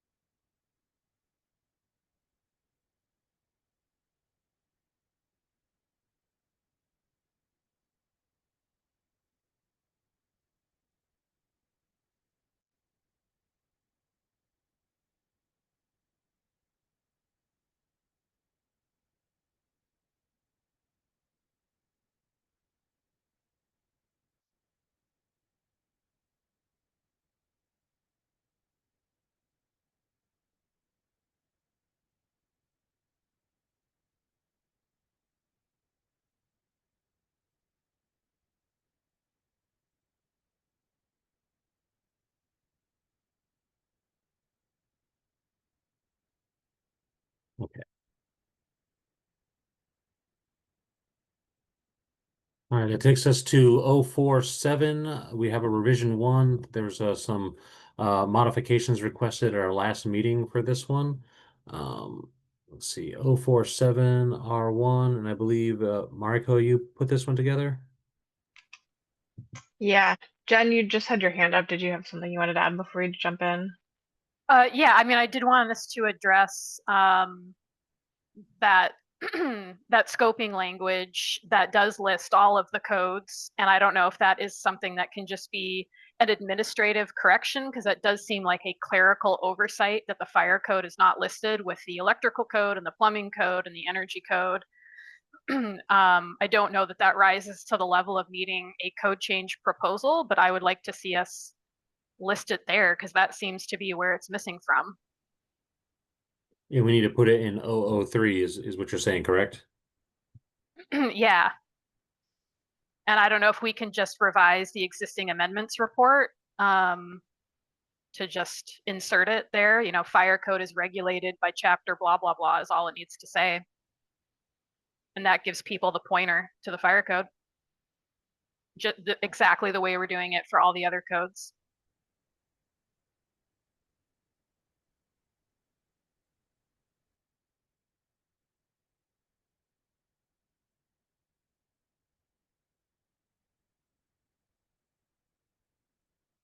So we do have this language in a couple of our proposals here. We just moved 045. I think, yes, we could do this edit. I mean, it could be considered an editorial change. But it's not, I don't know, what is the opinion of the tag to making a change here? Would they consider it editorial, or would this be bringing a different regulatory effect? I know that it's enforced one way, but I'm asking, what does this say?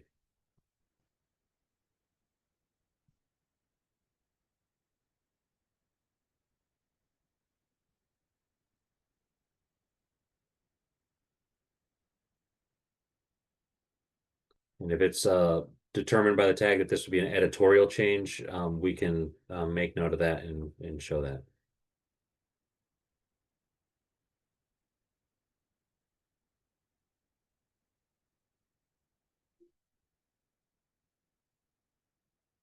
Patrick.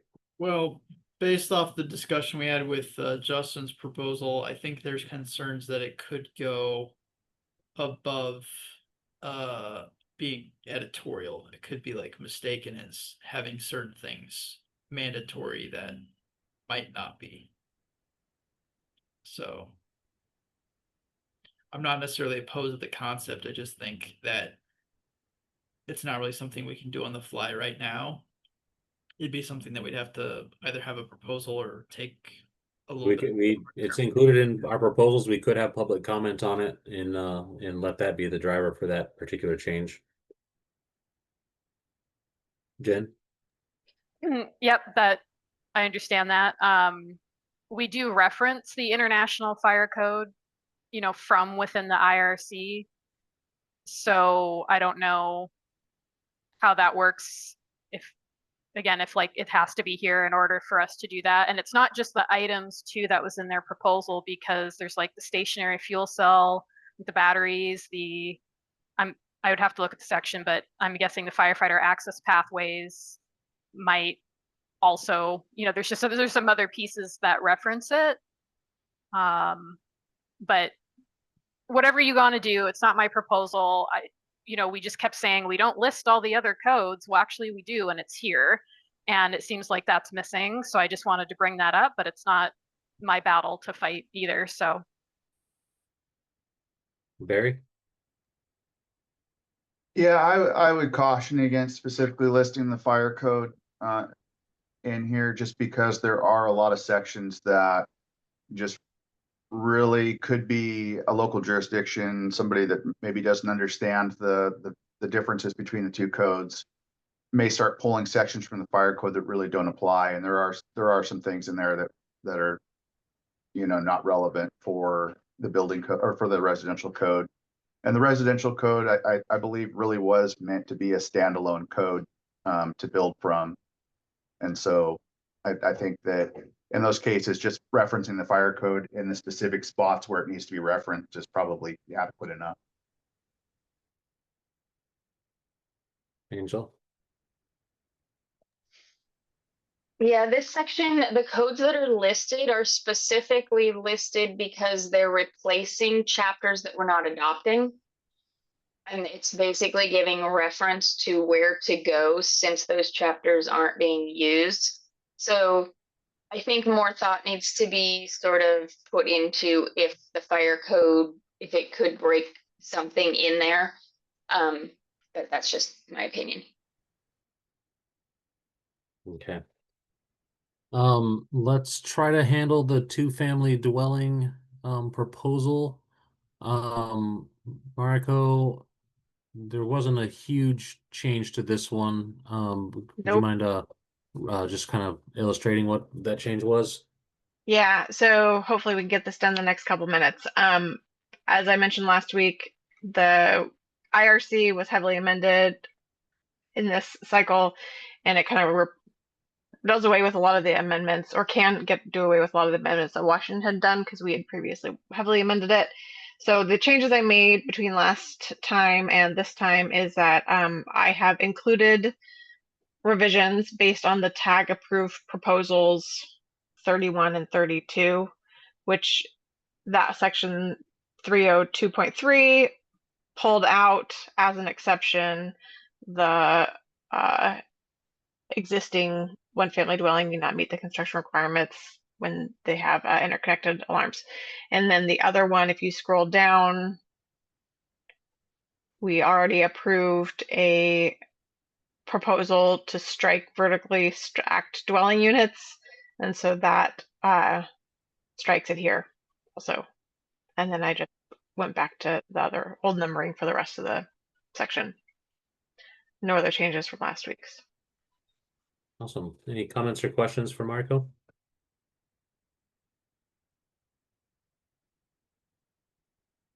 Seeing no hands or unmutings, what would the tag like to do with this proposal? I'll make a motion to approve it.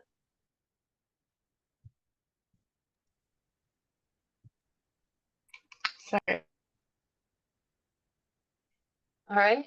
So we have a motion for approval and a second. Is there any other discussion on the motion? All right, seeing no hands, all those in favor signify by saying aye. Aye. Aye. Those opposed? All right, that motion passes. All right, so we're down to 1 minute left. That leaves the one proposal that I didn't get on here appropriately at the bottom. So I don't think that we're looking, I mean, what does the tag want to do? You want to schedule another meeting to discuss this one proposal, or you want to leave it to the committees and council as a whole to address this proposal? I don't think we have time for it today.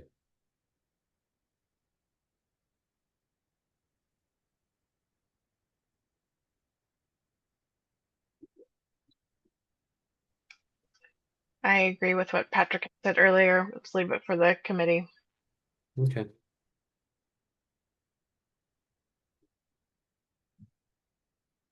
All right, not seeing anybody else. Ron, I see you're unmuted. Did you want to add anything?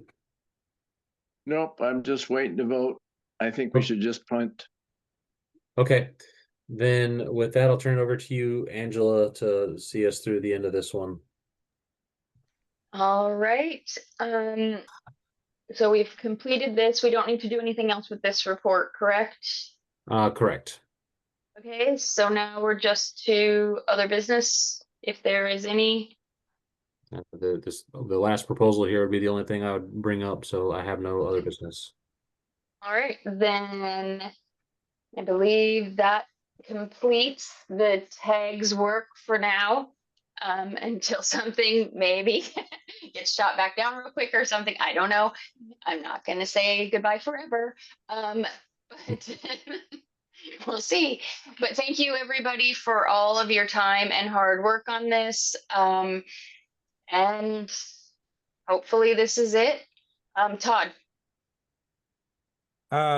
You made all the recommendations. Do you need to forward the whole report? I can't remember. Oh, yes. Could we make a recommendation on this one to forward the whole report as edited here today? Let me just, I've got some more revisions to add to this. Let's see. Dwellings.